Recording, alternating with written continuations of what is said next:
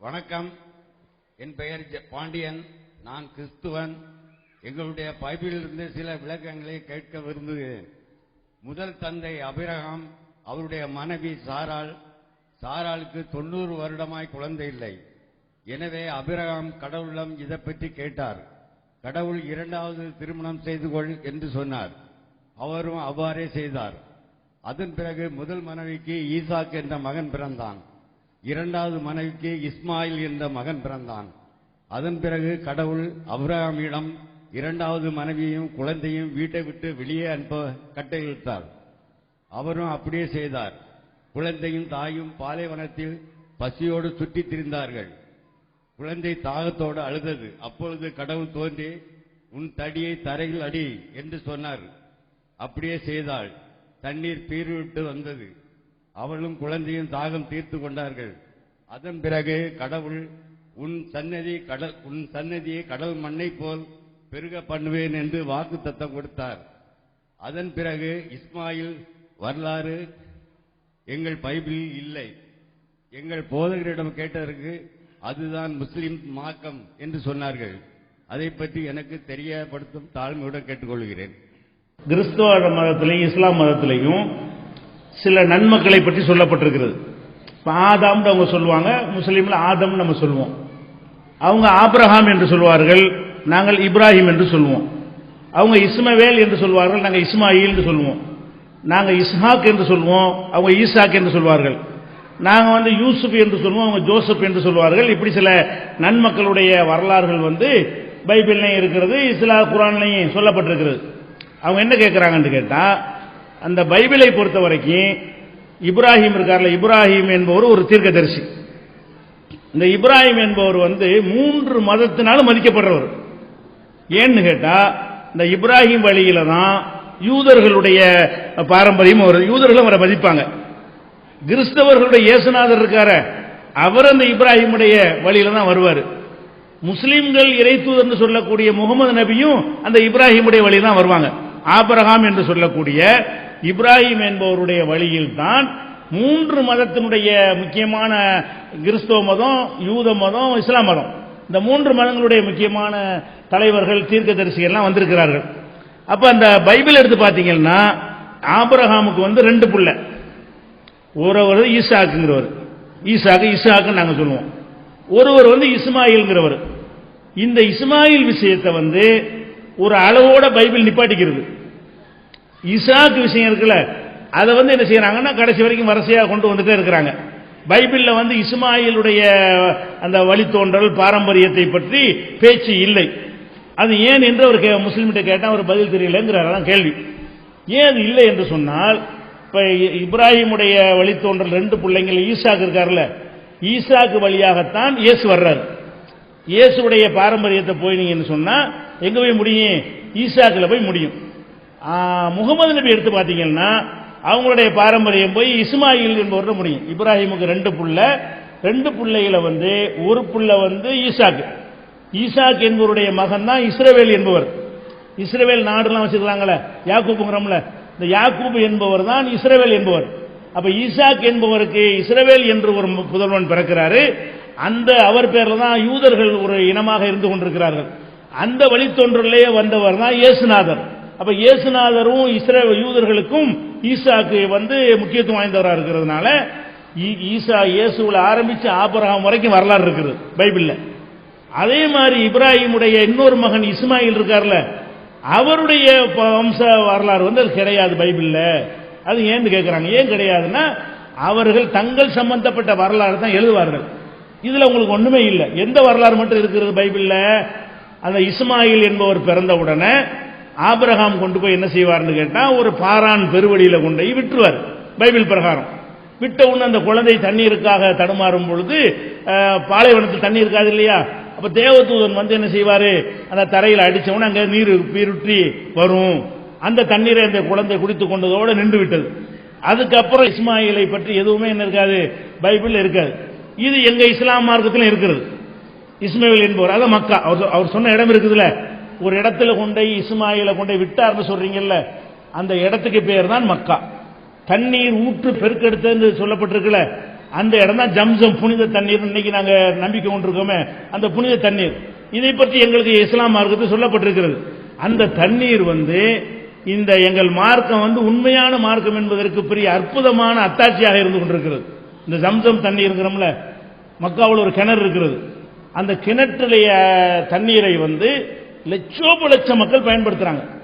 ஒரு கிணத்துல தண்ணி பயன்படுத்துறதா சுத்தி ஆறு இருக்கணும், குளம் இருக்கணும், ஏரி இருக்கணும். அதன் வழியாகத்தான் நிலத்தடி நீர் அந்த கிணத்துக்கு கிடைக்க முடியும். அது ஒரு பாலைவனம். அங்க எந்த விதமான சுற்றுப்புறத்தில் ஆறோ நதிகளோ குளமோ ஒண்ணுமே கிடையாது. அந்த இடத்தில் ஒரு கிணறு, அந்த கிணத்தில் ராட்சச மோட்டரை வச்சு தண்ணீரை இழுத்துக்கொண்டே இருக்கிறான். 30 லட்சம் பேர் அங்கு குழுமுகிறார்கள்.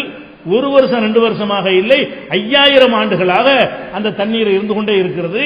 5000 ஆண்டுகளாக அந்த மக்கள் தண்ணீரை பயன்படுத்தி அவர்களும் குடித்துவிட்டு ஹஜ்ஜி என்ற பயணத்துக்கு போய்விட்டு அவன் ஒவ்வொருத்தரும் 30 லிட்டர் 40 லிட்டர் 50 லிட்டர் கொண்டு வர்றான். அவ்வளவு பேருக்கு சப்ளை பண்ணிவிட்டு இவ்வளவு கொண்டு வர்றான்.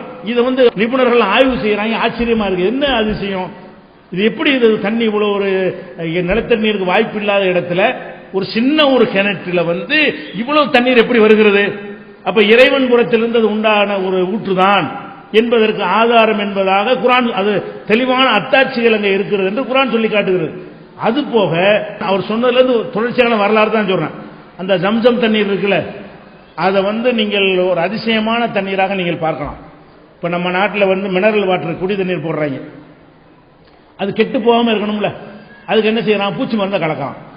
வெறுமனே மினரல் சுத்தம் பண்ணி கடையில் கொண்டு வச்சான்னு வைங்களேன், அடுத்த நாள் புழு கிருமிகள்லாம் வந்துடும். அது குடிப்பதற்கு ஏற்றதாக இருக்காது. அப்ப வியாபாரி தயாரித்து அவன் நஷ்டப்பட்டுருவான்.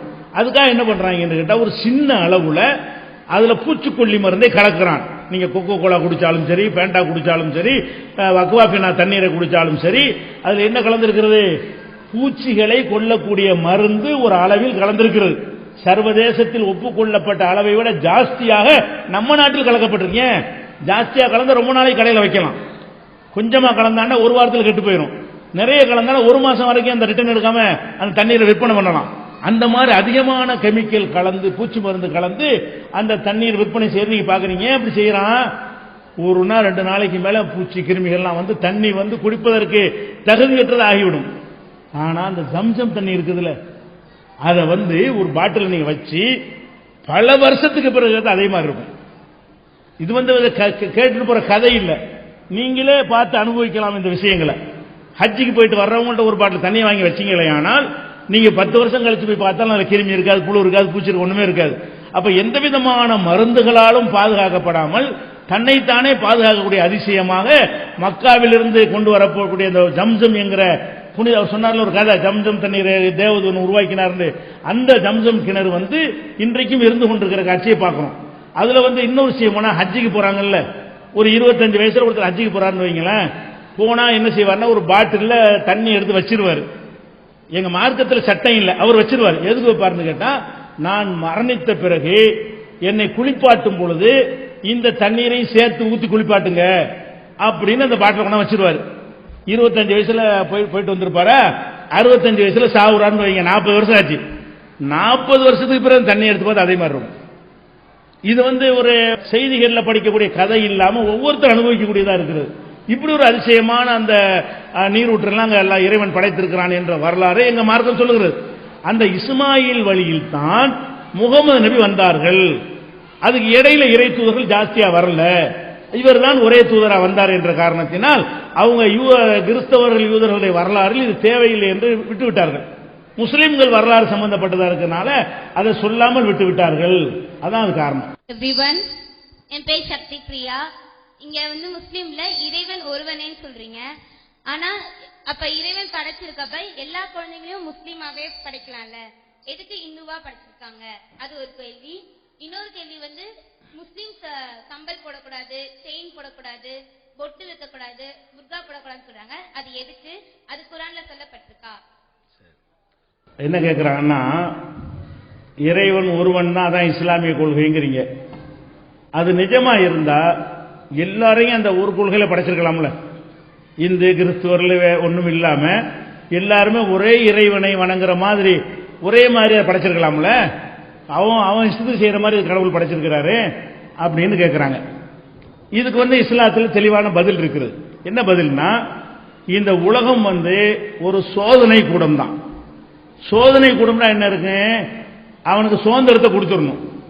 ஒரு பள்ளி காலேஜில் பரீட்சை நடக்குது. நான் அந்த பரீட்சையுடைய மாணவர்களுக்கு நான் ஆசிரியராக கண்காணிச்சிட்டு இருக்கிறேன். மாணவர்கள் பரீட்சை எழுதிட்டு இருக்கிறான். எழுதிட்டு இருக்கும்போது ஒவ்வொருத்தன் பேப்பரையா பார்க்கிறேன். ஒருத்தன் தப்பா எழுதுறது தெரியுது, 4 தப்பு எழுதியிருக்கிறான். இன்னொரு பேப்பரை பார்க்கறான், 8 தப்பு எழுதியிருக்கிறான். இன்னொரு பேப்பரை பார்க்கறான், 3 தப்பு எழுதியிருக்கிறான். நான் என்ன செய்யணும்? டேய் தப்பா இருக்கா, சரிபட்டு சொல்லலாமா? சொல்லக்கூடாது. ஏன்? பரீட்சை இது. பரீட்சையில் ஒழுங்கா எழுதுனான்னு பார்க்கறதுன்னு அந்த பரீட்சை வச்சிருக்கிறோம்.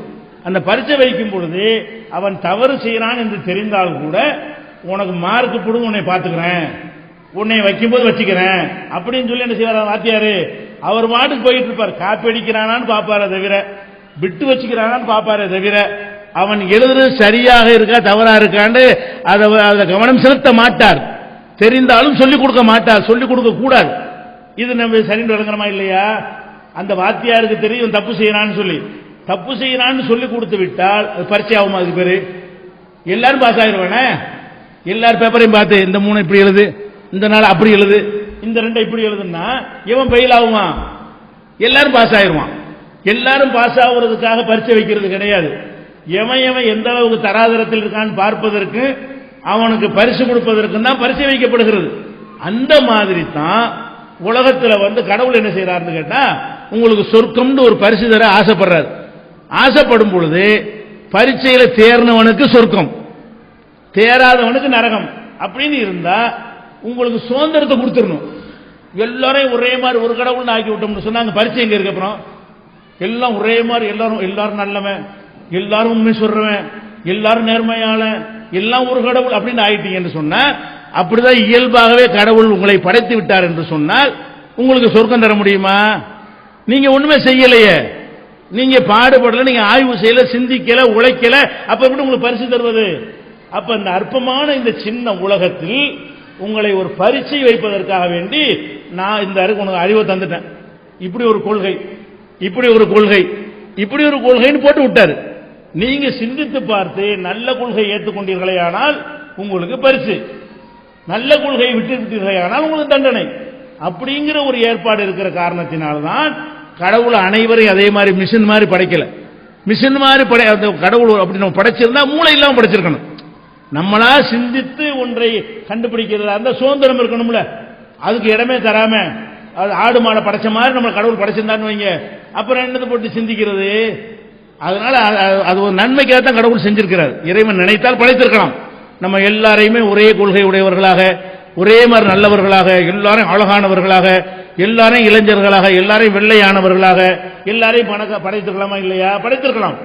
கடவுள் என்ன விரும்புகிறார் என்று சொன்னால், உனக்கு அறிவு திறமை தந்து விட்டேன், நீ அதை என்ன மாதிரி பயன்படுத்துகிறாய் என்று பார்க்க போகிறேன். உனக்கு சுதந்திரம் தந்து விட்டேன், நீ எப்படி நடக்கிறாயோ அதுக்கு தகுந்தவாறு சொர்க்கத்தை தருவேன், இல்லாட்டி நரகத்தை தருவேன் அப்படின்னு படைச்ச காரணத்தினால் தான் அனைவரையும் ஒரே கொள்கையில் உள்ளவர்களாக படைக்கல. இப்ப முஸ்லிமா நாங்க இருக்கிறோமே, எங்களை அப்படி படைச்சனாலே நாங்க இருக்கிறோம் இல்ல. நாங்களும் இந்தியாவில் முஸ்லீம்கள் இருக்கிறோம்னு சொன்னா நாங்களும் வேற வேற மதத்தில் இருந்த ஆளுங்க தானே. நாங்களும் விளங்கி தானே எங்க அப்பா மாட்டன்மார்கள் இல்லை இதான் சரியா இருக்கும் நாங்க மாறி வந்தவர்கள் தான். நாங்க அரபு நாட்டு இறக்குமதி கிடையாது. நாங்க இங்க உள்ள எல்லா முஸ்லீம்களும் இங்க உள்ள மக்கள்ல ஏதோ ஒரு சாதியை சேர்ந்தவர்களாக தான் நாங்க இருப்போம். ஒரு 2 தலைமுறைக்கு முன்னாடி போனா, ஒரு 5 தலைமுறைக்கு முன்னாடி போனா நாங்க செட்டியாரா, முதலியாரா, ஐயரா, தலிதா எதா வேணாலும் நாங்க இருந்திருப்போம். ஏதோ ஒண்ணு நாங்க இருந்திருப்போம். நாங்களும் எப்படி படைக்கப்படல? எப்படி படைக்கப்படல? எல்லாரும் முஸ்லீமாகவே நாங்கள் படைக்கப்படவே கிடையாது. எங்களுக்கு அந்த முன்னாடி இந்த கருத்து வைக்கப்பட்டுச்சு, சரின்னு கூட ஏற்றுக்கொண்டோம். இந்த மாதிரி தான் கடவுள் வைத்திருக்காரே தவிர நம்மளை மிஷின் மாதிரி படைச்சிருந்தான்னு வைங்க, அப்புறம் பரிசு கொடுக்கல. மிஷின் தான் சொன்னபடி ஓடிட்டே இருக்கும். சுவிட்சியை தட்டினா லைட் எரியுதுல, அந்த மாதிரியா நம்மளை கடவுள் படைக்க விரும்பினாரு? சிந்திக்கிறவனா படைக்க விரும்புறாரு. சிந்திக்கிறவனா படைக்க விரும்பினால் ஒரு கருத்தை உங்களுக்கு திணிக்க கூடாது, விட்டுறணும். நீங்க தேர்ந்தெடு, இந்த ஒரு நல்ல வழி, இந்த ஒரு கெட்ட வழி, இதை தேர்ந்தெடுத்தால் பரிசு, இதை தண்டனை, அவ்வளவு விட்டு வருவது. தேர்ந்தெடுக்கிறது நீங்க தான். அந்த மாதிரி உரிமையை கொடுத்திருக்கிறார், நீங்க பயன்படுத்திக்கிறீங்க. இதுதான் இஸ்லாம் இதுக்கு சொல்லக்கூடிய பதில். என் பேர் ரங்கநாதன். கவுரு போடுறேன் 10 ரூபான்னு சொல்றாரு பாய் ஒருத்தர். ஆமா, கயிறு போடுறேன், முடிக்கவர் போடுறேன் 10 ரூபான்னு சொல்றாரு. இப்ப கோயிலுக்கு போறோம், உண்டியில் போறோம், 5 வாய்த்துறாரு. இப்ப அந்த கவுரு போறதுக்கும் அந்த உண்டியில் போறதுக்கும் என்ன வித்தியாசம்? அது முஸ்லீமுக்கான இது என்ன இருக்கு. இப்ப தமிழ் பொண்ணுலையும் ஊமையா இருக்குதுங்க, இந்து பொண்ணுங்களும் ஊமையா இருக்குதுங்க. இது எது கடவுள் எது உண்மை, இதை பத்தி நான் தெரிஞ்சுக்கணும். அதுக்குதான் வந்து அவர் என்ன கேட்கிறாருன்னா, முஸ்லீம்ல மந்திரவாதி பாய் இருக்கிறாரு, அவர்கிட்ட ஏதாவது நோய் நொடின்னு போனாங்கன்னா என்ன செய்யறாரு, அவர் நூல் முடிச்சு போடுறாரு, தாயத்தை போட்டு விடுறாரு, அதுக்கு காசு வாங்கிக்கிறாரு. இது மாதிரி தான் இந்துக்கள்லையும் செய்யறாங்க. இது எது உண்மை எது பொய்ன்னு அவர் கேட்கிறார். முதல்ல விஷயம், இஸ்லாத்தை பொறுத்த வரைக்கும் இதுக்கு என்ன நிலை என்று கேட்டால், நபிகள் நாயகம் சொல்கிறார்கள், யார் ஒருவன் தாயத்தை தொங்கவிட்டுக் கொள்கிறானோ அவன் இறைவனுக்கு இணை கற்பித்து விட்டானோ, அவன் முஸ்லிம் இல்லை அப்படிங்கிறாங்க. நபிகள் நாயகம் சொல்றாங்க, ஒரு கயிறுல உனக்கு குணம் இருக்குது, ஒரு தாயத்தில் உனக்கு குணம் இருக்குது என்று நினைத்தால் அந்த தாயத்தை நீ கடவுளாக கருதி விட்டாய், இறைவனை இன்னொரு இறைவனை ஏற்றுக்கொண்டாய். இன்னொரு இடத்துல நபிகள் நாயகம் சொல்றாங்க, இந்த முகம்மதுக்கு அருளப்பட்ட மார்க்கத்தை அவன் மறுத்து விட்டான். ஒருத்தன் தாயத்து போட்டான் என்று சொன்னால் முகமதாகி எனக்கு அருளப்பட்ட இஸ்லாம் மார்க்கத்தை அவன் நிராகரித்தவனாகிவிட்டான் என்றும் நபிகள் நாயகம் சொன்னார்கள்.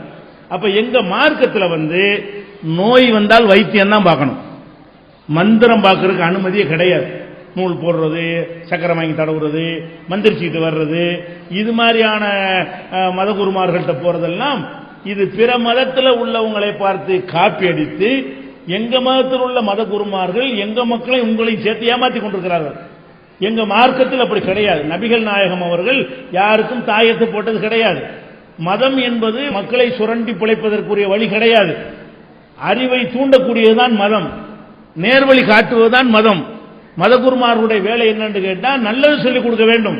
அப்ப மதகுருமார் என்று என்ன செய்யறாங்க, உதாரணம் உங்களுக்கு கல்யாணம் பண்றோம்னு வைங்களேன், என் வீட்டில் ஒரு பொண்ணுக்கோ பையனுக்கு கல்யாணம் பண்ண போறேன், வசதியான ஒரு நாள்ல நான் கல்யாணம் பண்ணிட்டு போயிடணும்.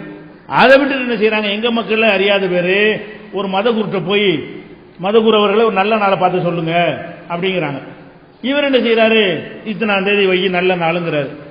இதை முஸ்லீம் கேட்கான். எங்க முஸ்லீமா பிறந்தவன என்ன செய்யறான், நிறைய பேர் கேட்டுக்கொண்டிருக்கிறான்.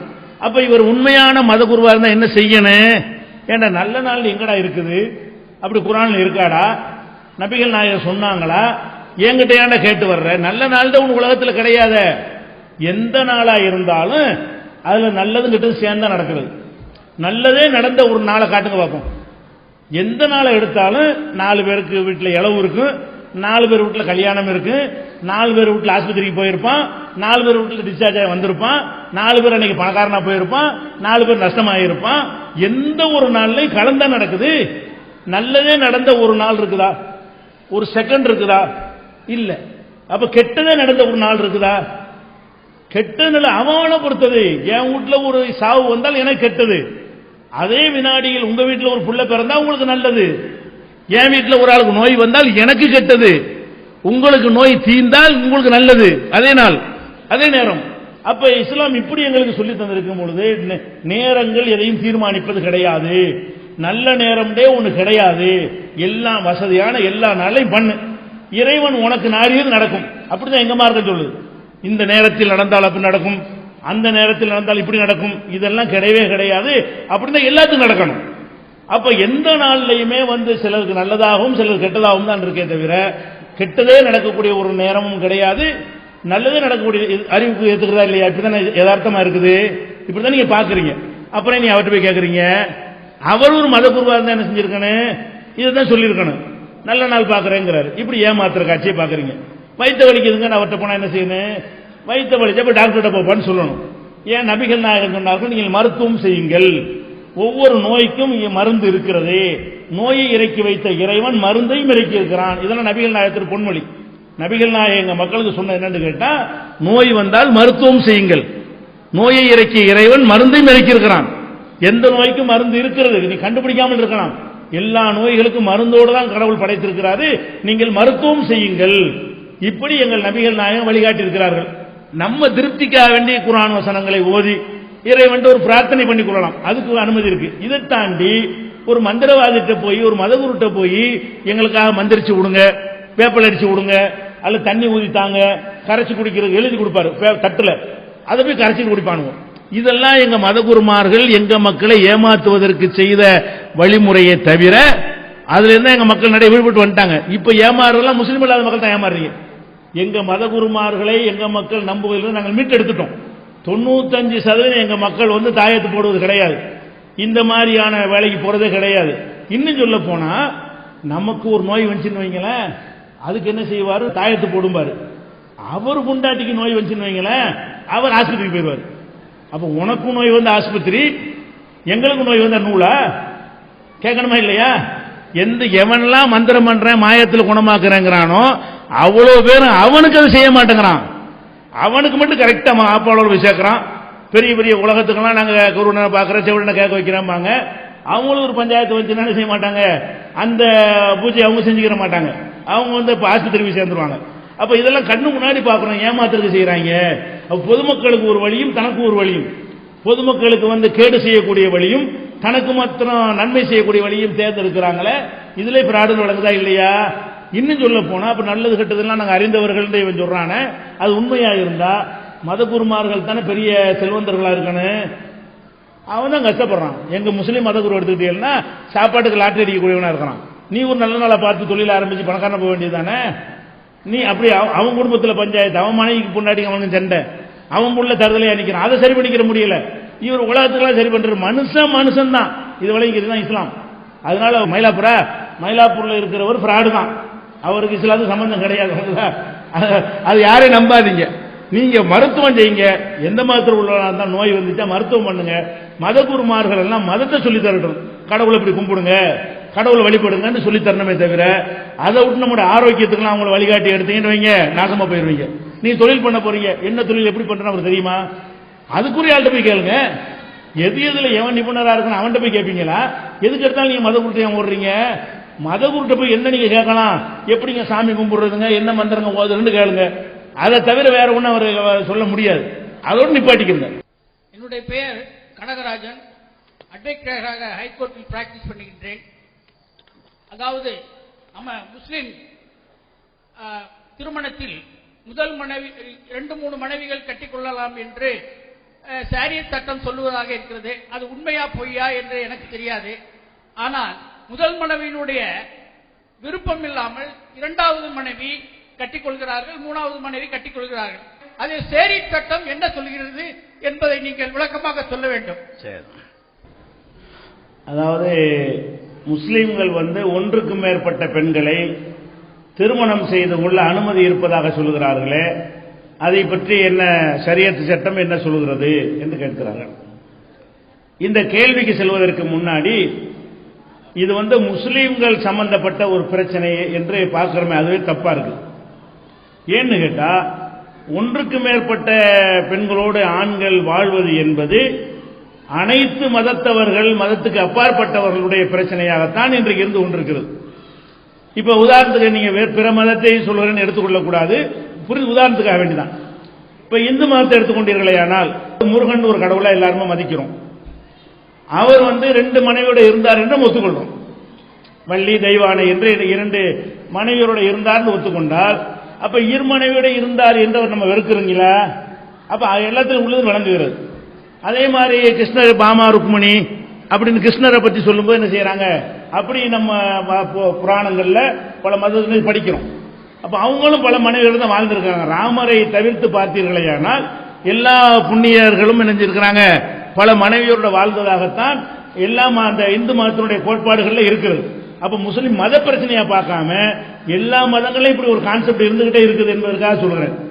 அதே மாதிரி வந்து கிறிஸ்தவ வேதங்களை எடுத்து பார்த்தீர்களேயானால் ஆபிரகாமில் இருந்து ஒவ்வொரு தீர்க்க தரிசிகள் எடுத்துக்கொண்டாலும், இயேசுவை தவிர எடுத்துக்கொண்டாலும் எல்லாருமே ஒன்றுக்கு மேற்பட்ட 100 கூட வருகிறது, பல மனைவியரோட வாழ்ந்திருக்கிறார்கள் என்கிற ஒரு விஷயம் அவர்கள்லாம் நல்லவர்கள் என்றும் சேர்த்து, சும்மா ஒரு வரலாறா இல்ல, அவங்க எல்லாம் தீர்க்க தரிசிகள், அவங்க எல்லாம் இறை நேசர்கள், நல்ல மக்கள் என்று கருதப்படக்கூடிய தாவீது ராஜாவில இருந்து சாலமோன்ல இருந்து அனைவருமே பல மனைவியோட வாழ்ந்தார்கள் என்ற ஐயா கூட ஒரு கேள்வி கேட்டாங்க. பாண்டியன்கிற ஐயா கேள்வி கேட்கும்போது கூட ஆபிரகாமுக்கு 2 மனைவி இருந்தாங்கன்னா அவரை சொல்லி காட்டினார்.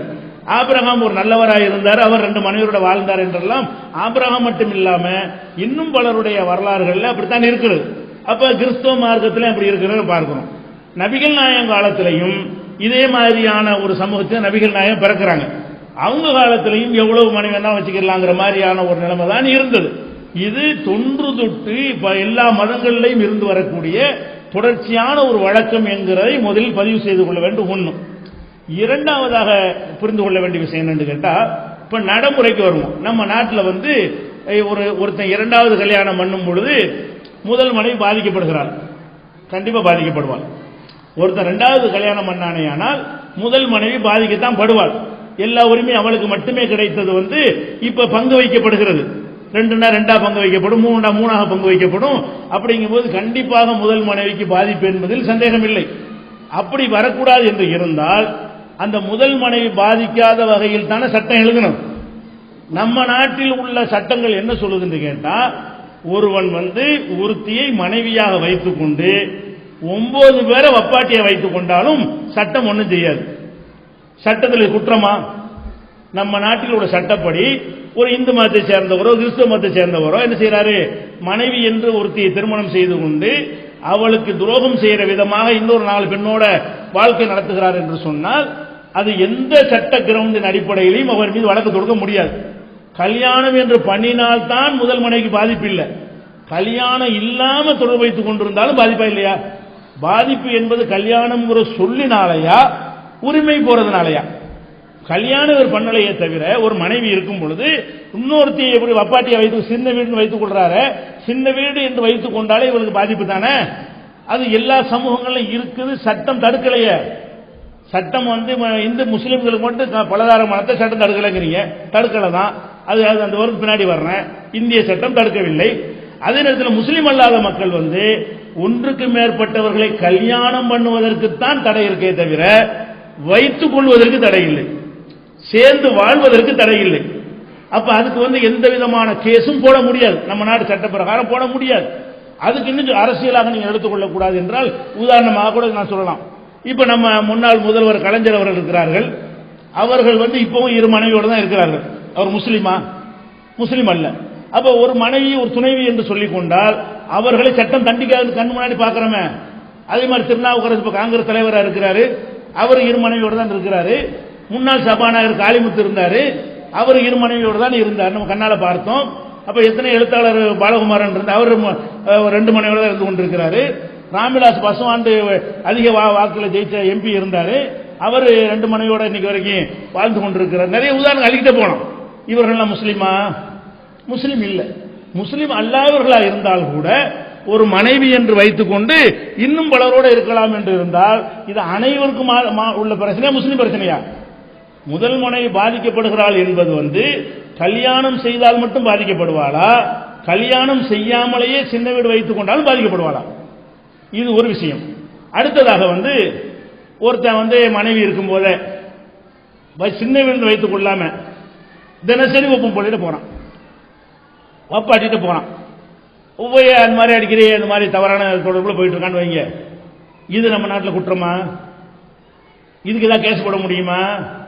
இந்தியாவுடைய சட்ட பிரகாரம் ஒருவன் விபச்சாரம் செய்வது குற்றம் கிடையாது. எது குற்றம்? விபச்சாரத்தை தொழிலாக செய்வது குற்றம். நம்ம நாட்டில் எது குற்றம் என்று சொன்னால் 2 பேரும் விரும்பினால் செய்து கொள்ளலாம், அதுக்கு எந்த கேஸும் போலீஸ் போட முடியாது. அப்ப விபச்சார விடுதலை பிடிச்சிருமோ என்ன கேஸ் போடுவாங்க தெரியுமா? 2 பேரும் விரும்பி செய்வாங்க, மாட்டிக்கிடுவாங்க.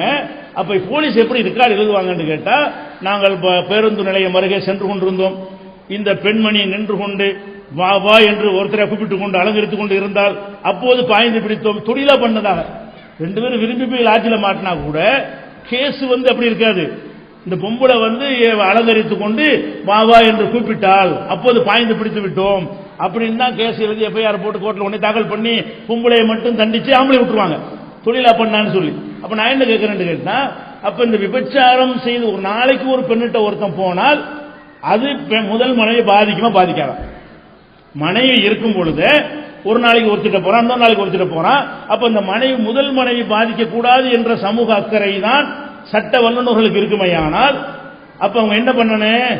முதல் மனைவியை பாதிக்கக்கூடிய விபச்சாரம் தடுக்கப்பட வேண்டும். மனைவி அல்லாத ஒருத்தியோடு ஒருத்தன் எந்த வகையில் தொடர்பு கொண்டாலும் அவனை சிறையில் அடைக்க வேண்டும் சொன்னாங்களா? சட்டம் இருக்கா நம்ம நாட்டில்? அப்ப வந்து முதல் மனைவி பாதிக்கப்படக்கூடாது என்கிற ஒரு கான்செப்டை பேசக்கூடியவர்கள் அது உண்மையா இருந்தா இது தண்டிக்கணுமா இல்லையா? தண்டிக்க முடியாது. இன்னைக்கு சட்டத்தில் என்ன செய்ய முடியாது, தண்டிக்க முடியாது. இதை ஒரு அம்சத்தில் நம்ம பார்க்க வேண்டும். நீதிமன்றங்களில் சில தீர்ப்பு வந்திருக்குது. என்ன தீர்ப்புன்னு கேட்டா, ஒருத்தன் மனைவியோட வாழ்றான், மனைவியோட வாழ்ந்துட்டு ஒரு வப்பாட்டியோட வாழ்றான். அரசாங்க ஊழியர், இவன் அரசு ஊழியரா இருக்கிறான். அரசு ஊழியர்னா என்ன செய்வான், ரெண்டாவது கல்யாணம் பண்ணா வேலையே போயிடும். ரெண்டாவது கல்யாணம் பண்ணான்னு வைங்களேன், வேலை தான் போகும், தண்டிக்கவும் பட மாட்டாங்க, வேலை போயிடும். இவன் என்ன செய்வான்னு கேட்டா, இது மனைவி அது துணைவின்னு சொல்லிக்கலாம். மனைவின்னு சொன்னதான் பஞ்சாயத்து. ஒண்ணுக்கு பேர் மனைவி, இன்னொன்னுக்கு பேர் துணைவி, வேலையெல்லாம் போகாது. இப்படியே வேலையை வந்து ரிட்டையர்ட் ஆகி போயிட்டான், செத்து போயிட்டான். செத்து போன பிறகு அவனுடைய பென்ஷன் பணம் இருக்குல்ல, அது யாருக்கு சொந்தம் அப்படின்னு கோர்ட்ல கேஸ் போகுது. கோர்ட்ல கேஸ் போனா கோர்ட் என்ன தீர்ப்பளிக்கணும், மனைவிக்கு சொந்தம் பப்பாட்டிக்கு சொந்தம் இல்லைன்னு சொல்லணும். அது இல்ல, சட்டப்படி இல்ல. கோர்ட் என்ன சொல்லுது, அவர்கள் கல்யாணம் பண்ணாவிட்டாலும் சேர்ந்து வாழ்ந்திருக்கிறதுனால் 2 பேருக்கும் கொடுக்குது. எதே அரசு வேலையில இருந்து ரிட்டையர்ட் ஆகி அவனுக்கு பென்ஷன் வரும்ல, அது மாதிரி பிஎஃப் இந்த பணம் வரும்ல, ப்ராவிடன்ட் ஃபண்ட் வரும்ல, அந்த தொகைகளை அது மாதிரி வேலை கொடுக்கணும்ல, ஒரு அரசு குடும்பத்தில் ஒரு ஆளுக்கு வேலை கொடுக்கணும்னு அதுல எனக்கா உனக்காண்டு வரும் பொழுது அப்ப என்ன செய்யுதுன்னு கேட்டா, அந்த முதல் மனைவி படிக்காத பொண்ணா இருக்கிற காரணத்தினால, வப்பாட்டி வந்து படிச்சிருக்கிற காரணத்தினால் அந்த வப்பாட்டிய மனைவியாக கருதி அவருக்கு வேலை கொடுங்கன்னு சுப்ரீம் கோர்ட் தீர்ப்பு சொல்லுது. அதாவது பணத்தையும் கொடுக்க சொல்லுது சில வழக்குகள்ல. சில வழக்குகள்ல மனைவிக்கு கொடுக்கக்கூடிய வேலையை யாருக்கு கொடுக்க சொல்லுது கோர்ட்டு, சுப்ரீம் கோர்ட் தீர்ப்பளிச்சா இல்லையா? வப்பாட்டிக்கு எப்படி கொடுக்க சொல்லுவ நீ பொண்டாட்டியாப்ப? ஒரு பக்கம் மனைவி இல்லைங்கிறீங்க, இன்னொரு பக்கம் மனைவிக்கு கூடிய உரிமை எல்லாமே இருக்குங்கிறீங்க, பென்ஷன் இருக்குங்கிறீங்க, குடும்பத்தில் ஒருவருக்கு வேலை வாய்ப்பு இருக்குங்கிறீங்க, அந்த குழந்தைகளை வப்பாட்டிக்கு பிறந்தாலும் இவன் தான் அந்த குழந்தைகளுக்கு வாழ்க்கை செலவு கொடுக்கணும் ஒரு தீர்ப்பளிக்கிறீங்க. அப்ப என்ன விளங்குது, கல்யாணம்ங்கிற வார்த்தையை சொல்லாம எல்லாம் பண்ணிக்கலாம். மேட்ரு என்னன்னு கேட்டா, பொண்டாட்டின்னு வார்த்தை மட்டும் சொல்லாது, மற்றபடி எல்லாம் பொண்டாட்டி மாதிரி வச்சுக்க. இப்படி ஒரு சட்டம் இருந்தால் இதுல முஸ்லிம் இந்திய என்ன எல்லாம் ஒரே மாதிரி தானே இருக்குது இப்ப நிலைமை. அது ஒண்ணு. அதே மாதிரி இந்தியாவில் வந்து தேசிய மகளிர் ஆணையம் வச்சிருக்கிறாங்க. அதாவது பெண்கள் நலனுக்காக வேண்டிய பெண்கள் கமிஷன் ஒன்று இந்திய அளவில் மாநில அளவில் இருக்குது. இந்தியாவில் உள்ள தேசிய மகளிர் கமிஷன் வந்து ஒரு அறிக்கையை தாக்கல் பண்றாங்க மத்திய அரசாங்கத்துக்கு. என்ன தாக்கல் பண்றாங்க, இந்த ஆண்கள் வந்து பல பெண்களோடு வைப்பாட்டியாக சின்ன வீடாக வைத்துவிட்டு அவர்களுக்கு உரிய உரிமையை கொடுக்க மறுக்கிறார்கள். அதனால மனைவிக்கு கொடுக்கிற எல்லா உரிமைகளும் சின்ன வீட்டுக்கும் கொடுக்கும்படி சட்டம் ஏற்ற வேண்டும். அதான கல்யாணம், அதை இயற்றிட்டா கல்யாணம் தானே, பொண்டாட்டி தானே. எதை மகளிர் ஆணையம் வந்து பெண் உரிமைக்கு அமைக்கப்பட்ட ஒரு ஆணையம், அப்ப பெண்களுக்கு பாதுகாப்பாக இருக்கக்கூடிய ஆணையம். அந்த ஆணையம் என்ன சொல்லணும், முதல் மனைவி பாதிக்கப்படுற காரணத்தினால் இந்த சின்ன வீட்டுக்கு ஒண்ணு கொடுக்காதுன்னு சொல்லணும். எப்படி பரிந்துரை செஞ்சிருக்கிறாங்கன்னு கேட்டா, அந்த பரிந்துரை வந்து தினமலர் பத்திரிகையில் ஒரு பக்கத்துக்கு சிறப்பு ஆர்டிகலாக வந்திருக்கிறது. அப்ப பரிந்துரை செய்திருக்கிறார்கள். அந்த பரிந்துரை செய்தால் அது எதை காட்டுகிறது, மனைவியும் மனைவிதான், துணைவியும் மனைவிதான் காட்டுதா இல்லையா? கட்டின பொண்டாட்டியும் மனைவிதான், சின்ன வீடும் மனைவிதான். மனைவிக்கு ஒரு எல்லா உரிமையும் இருக்கிறது, கொடுங்க, கொடுக்கும்படி சட்டத்தை மாத்துங்க அப்படின்னு சொல்லக்கூடிய காட்சியை பார்க்கணும். காலம் கடந்து இவங்க என்ன சொல்றாங்களோ அது இஸ்லாம் என்ன சொல்லுதுன்னா, இந்த ஆம்பளை பல பலவீனங்கள் கொண்டவனா இருக்கிறான், ஆணுக்கு உள்ள பலவீனம் இருக்கிறது, அதுக்கு சில பெண்களும் காரணமா இருக்கிறாங்க. பெண்கள் வந்து கணவனுக்கு சந்தோஷம் கொடுக்கக்கூடிய வகையில் நடப்பார்களே, ஆனால் அதிகமான ஆண்கள் அந்த மாதிரி தடுமாற மாட்டாங்க. பெண்கள் என்ன செய்யறாங்கன்னா, ஒரு குறிப்பிட்ட வயசுக்கு மேல அந்த இல்லறத்தை விரும்ப மாட்டேங்கிறாங்க, கணவனுக்கு சந்தோஷம் கொடுக்க மாட்டேங்கிறாங்க, தலைக்கு மேல தோளுக்கு மேல புள்ள வளர்ந்துருச்சுக்கும் போது இதெல்லாம் தேவையான்னு சொல்லி அவங்க தவிர்க்கும் பொழுது நாமளும் என்ன செய்யறான், அவங்களுக்கு தேவை இருந்தா கூட என்ன செய்வாங்கன்னா, மர்மம் எடுத்துட்டா இப்படி, பேத்தி எடுத்த பிறகு எப்படி, பேரன் எடுத்த பிறகு எப்படிங்கிற மாதிரி நினைத்து கொண்டு ஒரு ஆணுடைய உணர்வுகளை விட அவங்களுக்கு அந்த ஆசைகள்லாம் உண்டு, அதை அடக்கிக் கொள்வதன் மூலமாக அவனை புறக்கணிக்கும். அவன் என்ன செய்யறான்னு கேட்டா, வேற மாதிரி போற ஆள் நேரத்தில் 25 வயசுக்காரன் போக மாட்டான். தேடி பார்த்தீங்கன்னா 25 வயசுக்காரன் போய் பொண்டாட்டிக்கு முன்னோர்த்தி வச்சே இருக்க மாட்டான். யார் போறான்னு பாத்தீங்கன்னா எல்லாம் அப்போ 45 தான் இருக்கும். காரணம் என்ன, இந்த அம்மாமார் செய்யற வேலை தான் அது. அப்போ அவங்க அந்த மாதிரியான வகையில் அவர்கள் அந்த வயசுக்குரிய இன்பத்தை அவர்கள் அனுபவிக்க வேண்டும், அந்த கணவனுக்கும் கொடுக்க வேண்டும் என்பதை விளங்காத ஒரு நேரத்தில் அவனுக்கு உள்ள பெண்களுக்கு அந்த கட்டுப்பாட்டில் வீட்டு அமைப்புல இருந்து கொள்ளும் பொழுது ஊரை சுத்தக்கூடிய ஆம்பளைகளுக்கு அந்த வாய்ப்பு இருக்குமே, என்ன செய்யறான்னு கேட்டா அவன் சிலிப்பாய் போயிடறான். அப்படி போகும்போது இஸ்லாம் என்ன சொல்லுதுன்னா, வப்பாட்டின்னு வச்சுக்கிட்டு கொடுமைப்படுத்தாம டிக்ளேர் பண்ணிட்டு செய்யடான்னு சொல்லுது. அவ்வளவுதான். என்ன செய்யுது, எல்லாம் தூண்டிலாம் விடல, இப்போ நான் 4 முன்னாடி வச்சிருக்கிறேன். இந்த முஸ்லீம் சமுதாயத்தில் அப்படி 4 முன்னாடி உள்ள கைதுக்கு வைப்போம். ஒரு கை இருக்க 2 முன்னாடி இருக்காது. அது சட்டத்தில் இருக்கு. சட்டம் என்ன இருக்குன்னு கேட்டா, இந்த மாதிரி மனைவி இருக்கும் போதும் வப்பாட்டி வைக்கிற அளவுக்கு நீ தூண்டப்பட்டால், டெய்லி ஒரு பண்ணிட்டு பிரச்சாரம் பண்ண தூண்டப்பட்டால், அப்படியான காரியத்தை செய்யாம முறைப்படி டிக்ளேர் பண்ணி அறிவித்து மனைவின்னு சொல்லி அந்த உரிமையை கொடு. இந்த மகளிர் ஆணையம் எதை இப்ப பரிந்துரை செய்கிறாங்களோ, இவ்வளவு கஷ்டம் இவ்வளவு காலத்துக்கு பிறகு அனுபவப்பட்டு பரிந்துரை செய்கிறார்களோ, அது 1400 வருஷத்துக்கு முன்னாடி இஸ்லாம் சொல்லி அவ்வளவுதான். அப்ப இந்த மேட்ரு ஆம்பளைகள்கிட்ட பல பேர்கிட்ட இருக்கிறது. நீங்க சொல்லக்கூடிய உதாரணம் மாதிரி ஒருத்தர் இருந்திருக்கிறாரு. அது அவர் முஸ்லீம்ல மட்டும் அப்படி இருக்கிறாரு, அது தப்பு. மனைவியை கைவிடுவது நியாயம் நாங்கள் சொல்லவில்லை. மனைவிக்கு உரிய உரிமையை அதை பெற்று தர வேண்டும். அந்த விஷயங்கள்லாம் அந்த ஐயா அவர்கள் சொன்னபடி இது மாதிரி எல்லாரும் எல்லா சமூகத்திலையும் சின்ன வீடு மூலம் பாதிக்கப்பட்டிருக்காங்களா இல்லையா? எத்தனை வழக்குகள் அது மாதிரி நடந்து கொண்டிருக்கிறது. அப்ப இன்னும் சொல்ல போன அரசாங்க ஊழியரா இருக்கிறவர் ஒருத்தர் கேஸ், ஒரு அம்மா கேஸ் போடுது, என் புருஷன் அரசு ஊழியராக இருந்து கொண்டு இன்னொரு கல்யாணம் பண்ணிவிட்டாரு, அவருக்கு வேலையை நீக்க வேண்டும் அப்படின்னு வழக்கு போடுது. வழக்கு போட்டுச்சுன்னு சொன்னா நீதிமன்றம் என்ன செய்யணும்? அவர் கல்யாணம் வேற பண்ணியிருக்காரு. முதல் மனைவி இருக்கும் பொழுதே 2வது மனைவியை கோயில்ல வச்சு தாலி கட்டி கல்யாணம் பண்ணிவிட்டாரு. அப்ப கல்யாணம் பண்ணது கேஸ் போட்டா இவர் வழக்காடுறாரு. இது கல்யாணத்துல சப்தபதின்னு ஒரு சடங்கு இருக்குது. அது என்ன எனக்கு தெரியல, அதுல சொல்லி இருக்கிறாங்க. சப்தபதின்னு ஒரு சடங்கு இருக்கிறது. இவர் 2வது கல்யாணத்தில் அந்த சடங்கு செய்யப்படவில்லை, அதனால் இவர் 2ஆம் திருமணம் செய்யவில்லை. எனவே உங்கள் மனு தள்ளுபடி செய்யப்படுது. அப்ப கோயில்ல போய் தாலி கட்டி இருந்தா கூட சப்தபதி சடங்கு செய்யாமல் 2வது கல்யாணம் பண்ணினாரையானால் அது கல்யாணமே இல்லை என்று சொல்லி தீர்ப்பளித்திருக்கிறது. ஒரு கேஸ் 2 கேஸ் இல்ல, நிறைய. நீதிமன்றத்தின் பார்வையில் பலதார மனம்னு ஒரு புக்கு போட்டிருக்கிறோம். அதுல அவ்வளவு என்னென்ன கேஸ்ல எப்படிலாம் கோர்ட்ல தீர்ப்பளிச்சாங்க அதை பார்க்கிறோம். அது எதுக்கு சொல்றேன்னு கேட்டா, இது ஆண்கள்ட்ட இந்த ஒரு பலவீனம் இருக்கிறது, பெண்களுக்கும் அது அந்த நிலைக்கு தள்ளியதில் பங்கும் இருக்கிறது. அப்படிப்பட்ட நிலையில் இருக்கும் பொழுது நீ விபச்சாரத்தில் போய் மூழ்கிறாம, ஒரு நாளைக்கு ஒருத்தியை வச்சுக்கிறாம, 2வதாக ஒருத்தியோட அனுபவித்துக் கொண்டு அவளுக்கு உரிமையை கொடுக்காம, பப்பாட்டின்னு வச்சா பொண்டாட்டி உரிமை கிடைக்காது, அந்த பிள்ளை இவன் பிள்ளை ஆக மாட்டாங்க, அப்படிலாம் ஆக்காம அந்த நிலைக்கு நீ தள்ளப்பட்டால் சும்மா வப்பாட்டின்னு வைத்துக் கொள்ளாம மனைவிங்கிற அந்தஸ்தை கொடுன்னு சொல்லி சொல்லலாம். அவ்வளவுதான். எல்லாருக்கும் உள்ள ஒரு மேட்டர் தான். எல்லா மதத்திலையும் உள்ளவர்களும் கோர்ட் தான் சொல்லுது. இப்ப பென்ஷனை கொடுங்குது, வேலையை கொடுங்குது, மகளிர் கமிஷன் சொல்லுது.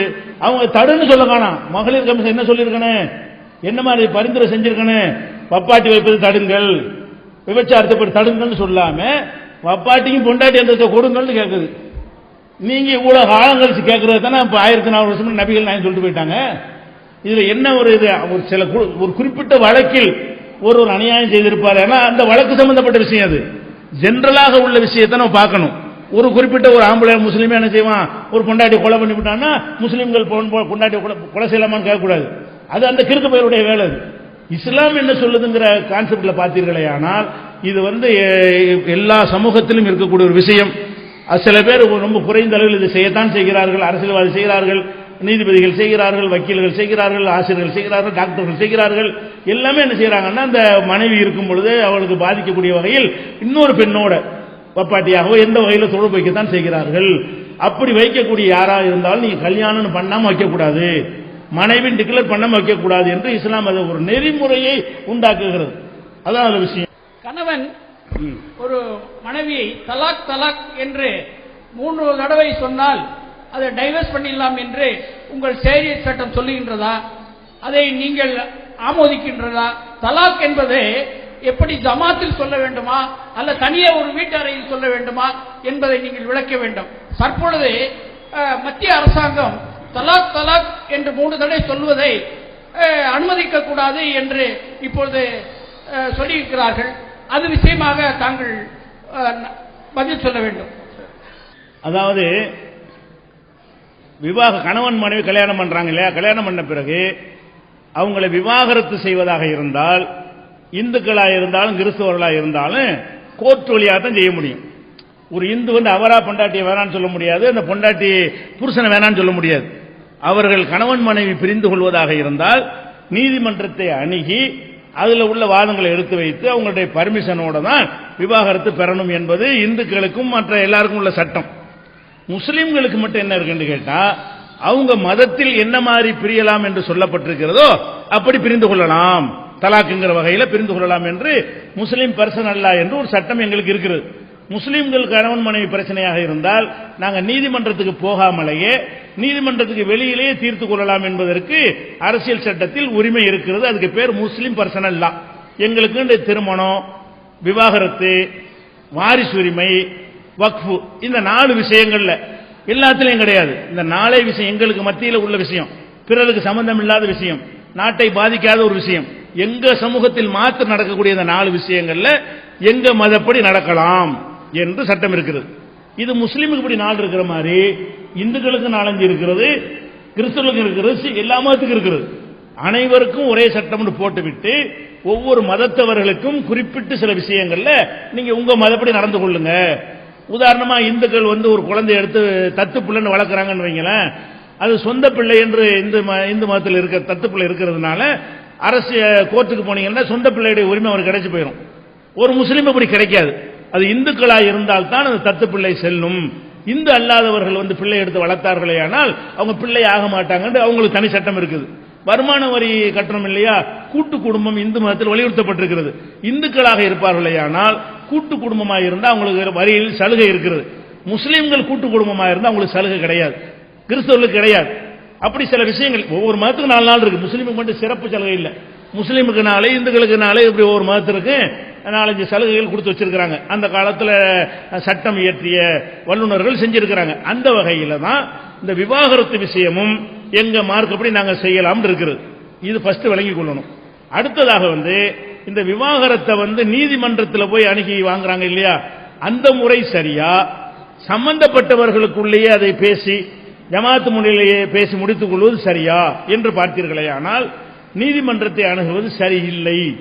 ஏன் சரியில்லை என்று சொன்னோம்னா, நீதிமன்றத்தில் ஒரு விஷயத்தை நம்ம எடுத்துக்கொண்டு சென்றோமே ஆனால் 10 வருஷம் 20 வருஷம் 30 வருஷம் 40 வருஷம் எல்லாம் ஆகிறது.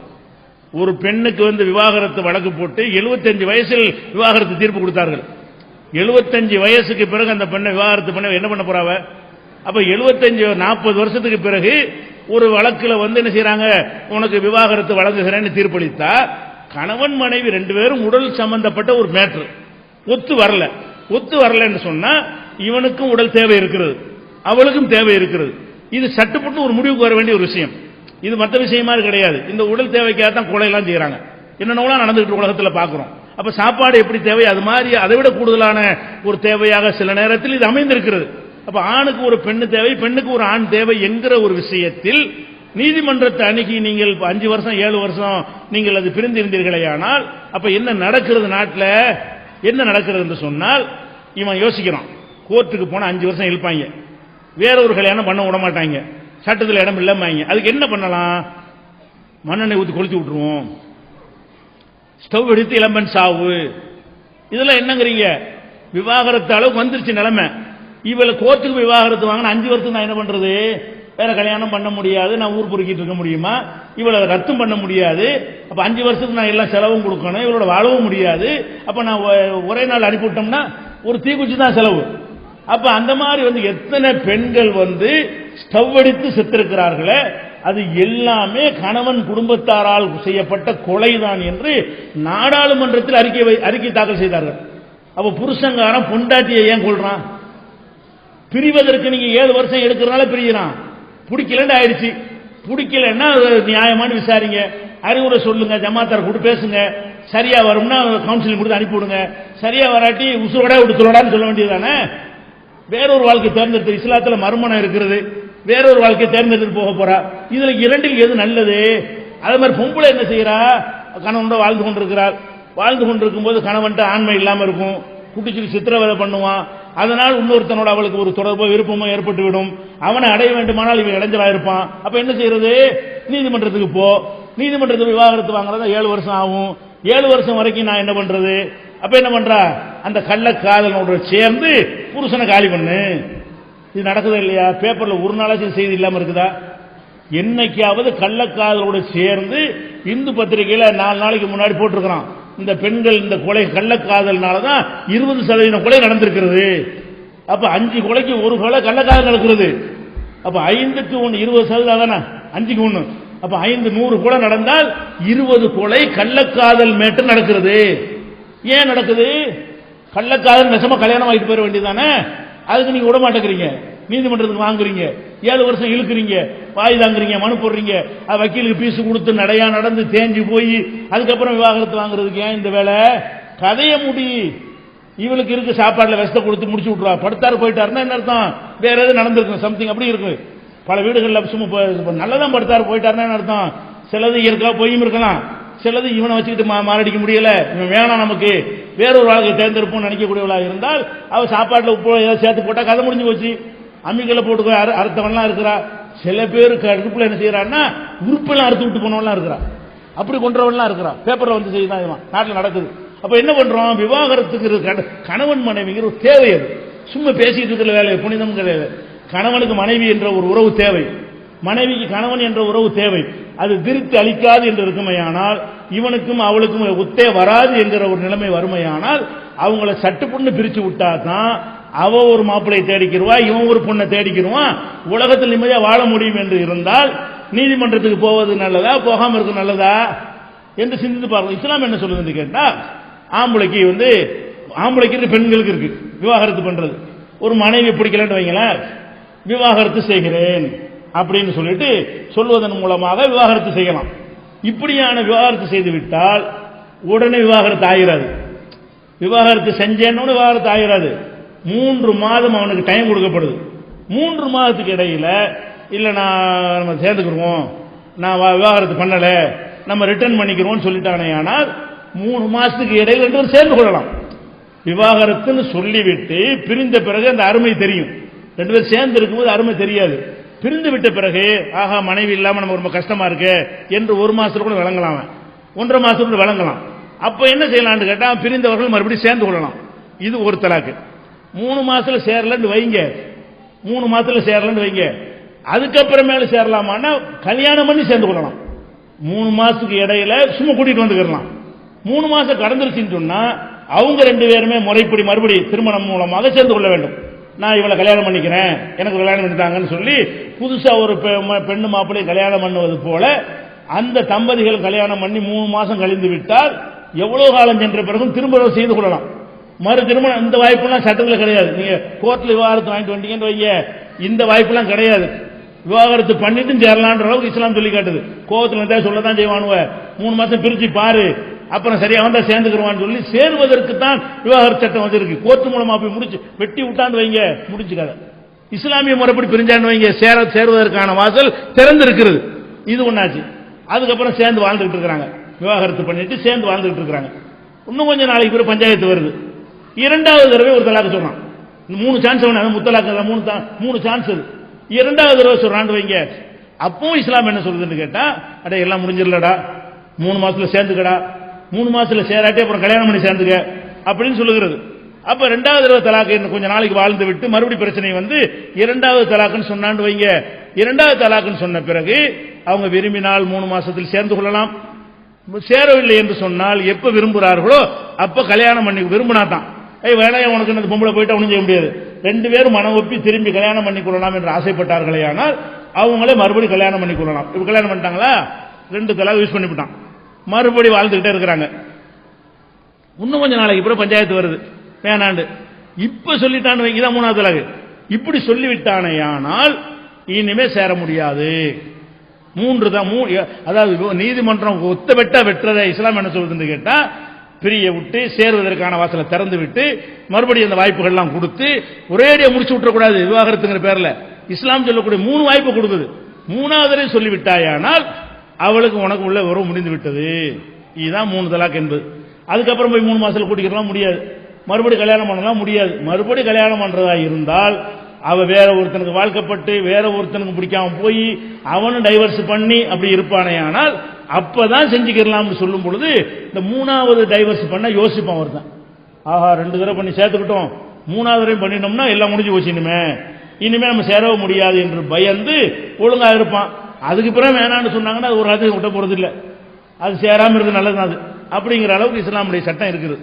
இதுல என்ன செய்யறாங்கன்னா சில பேரு 3 தலாக்குன்னு இருக்குல்ல, அறியாமையினால தலாக் தலாக் தலாக்குங்கிறான், 3 முடிஞ்சுக்கிறான். இது இஸ்லாத்தில் இல்லை. இஸ்லாம் இதை சொல்லவே இல்லை. இஸ்லாமிய நாடுகளில் இந்த சட்டம் இல்லை. சவுதியில் இல்லை, எகிப்தில் இல்லை, சுட்டி காட்டுறாங்கல்ல. நீதிமன்றத்தில் இதுதான் பஞ்சாயத்து ஓடுது. முத்தலாக் என்று 3 டைம்ல செய்ய வேண்டிய விஷயம் அது. ஒரே நேரத்தில் 3 தலாக்குன்னு சொல்லிவிட்டு எல்லாம் முடிஞ்சிருச்சுங்கிறான். அப்ப பெண்கள் பாதிக்கப்படுறாங்க. இஸ்லாம் 2 தடவை கொடுத்து சேர்வதற்கு வாய்ப்பை கொடுத்து 3வது தடவை செய்யும் பொழுது அவங்கள சேர முடியாம ஆக்கி வச்சிருக்கல, அந்த தலாக் இஸ்லாத்தில் உள்ள. முத்தலாக் என்பதை எழுதி வைத்திருக்கிறாங்க. முஸ்லிம் பர்சனல் லாவுலையும் இதை எழுதி வைத்திருக்கிறார்கள். அது தப்பு என்று நாங்கள் பிரச்சாரம் செய்திருக்கிறோம். முத்தலாக் தலாக்கை பற்றி திருக்குரான் தமிழாக உங்களுக்கு தந்திருப்பார்கள்.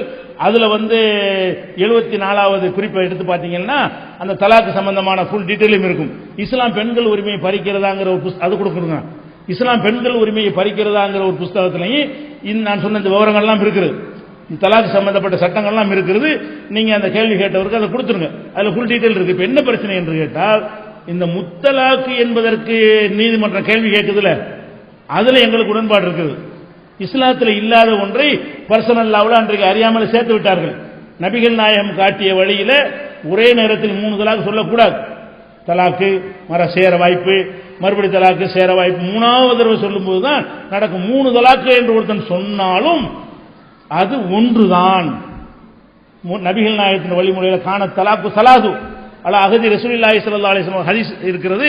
நபிகள் நாயகம் காலத்திலையும் அபூபக்கர் காலத்திலையும் உமர் அவருடைய ஆட்சி காலத்திலையும் 3 தலாக் என்று ஒருத்தன் சொன்னால் அது 1 தலாக் என்று தான் இருந்தது அப்படின்னு சொல்லி நபிமொழிகளுடைய ஹதீஸ் தொகுப்புகள்ல ஆதாரப்பூர்வமா இருக்கிறது. 3ன்னு சொன்னா கூட 3 கிடையாது.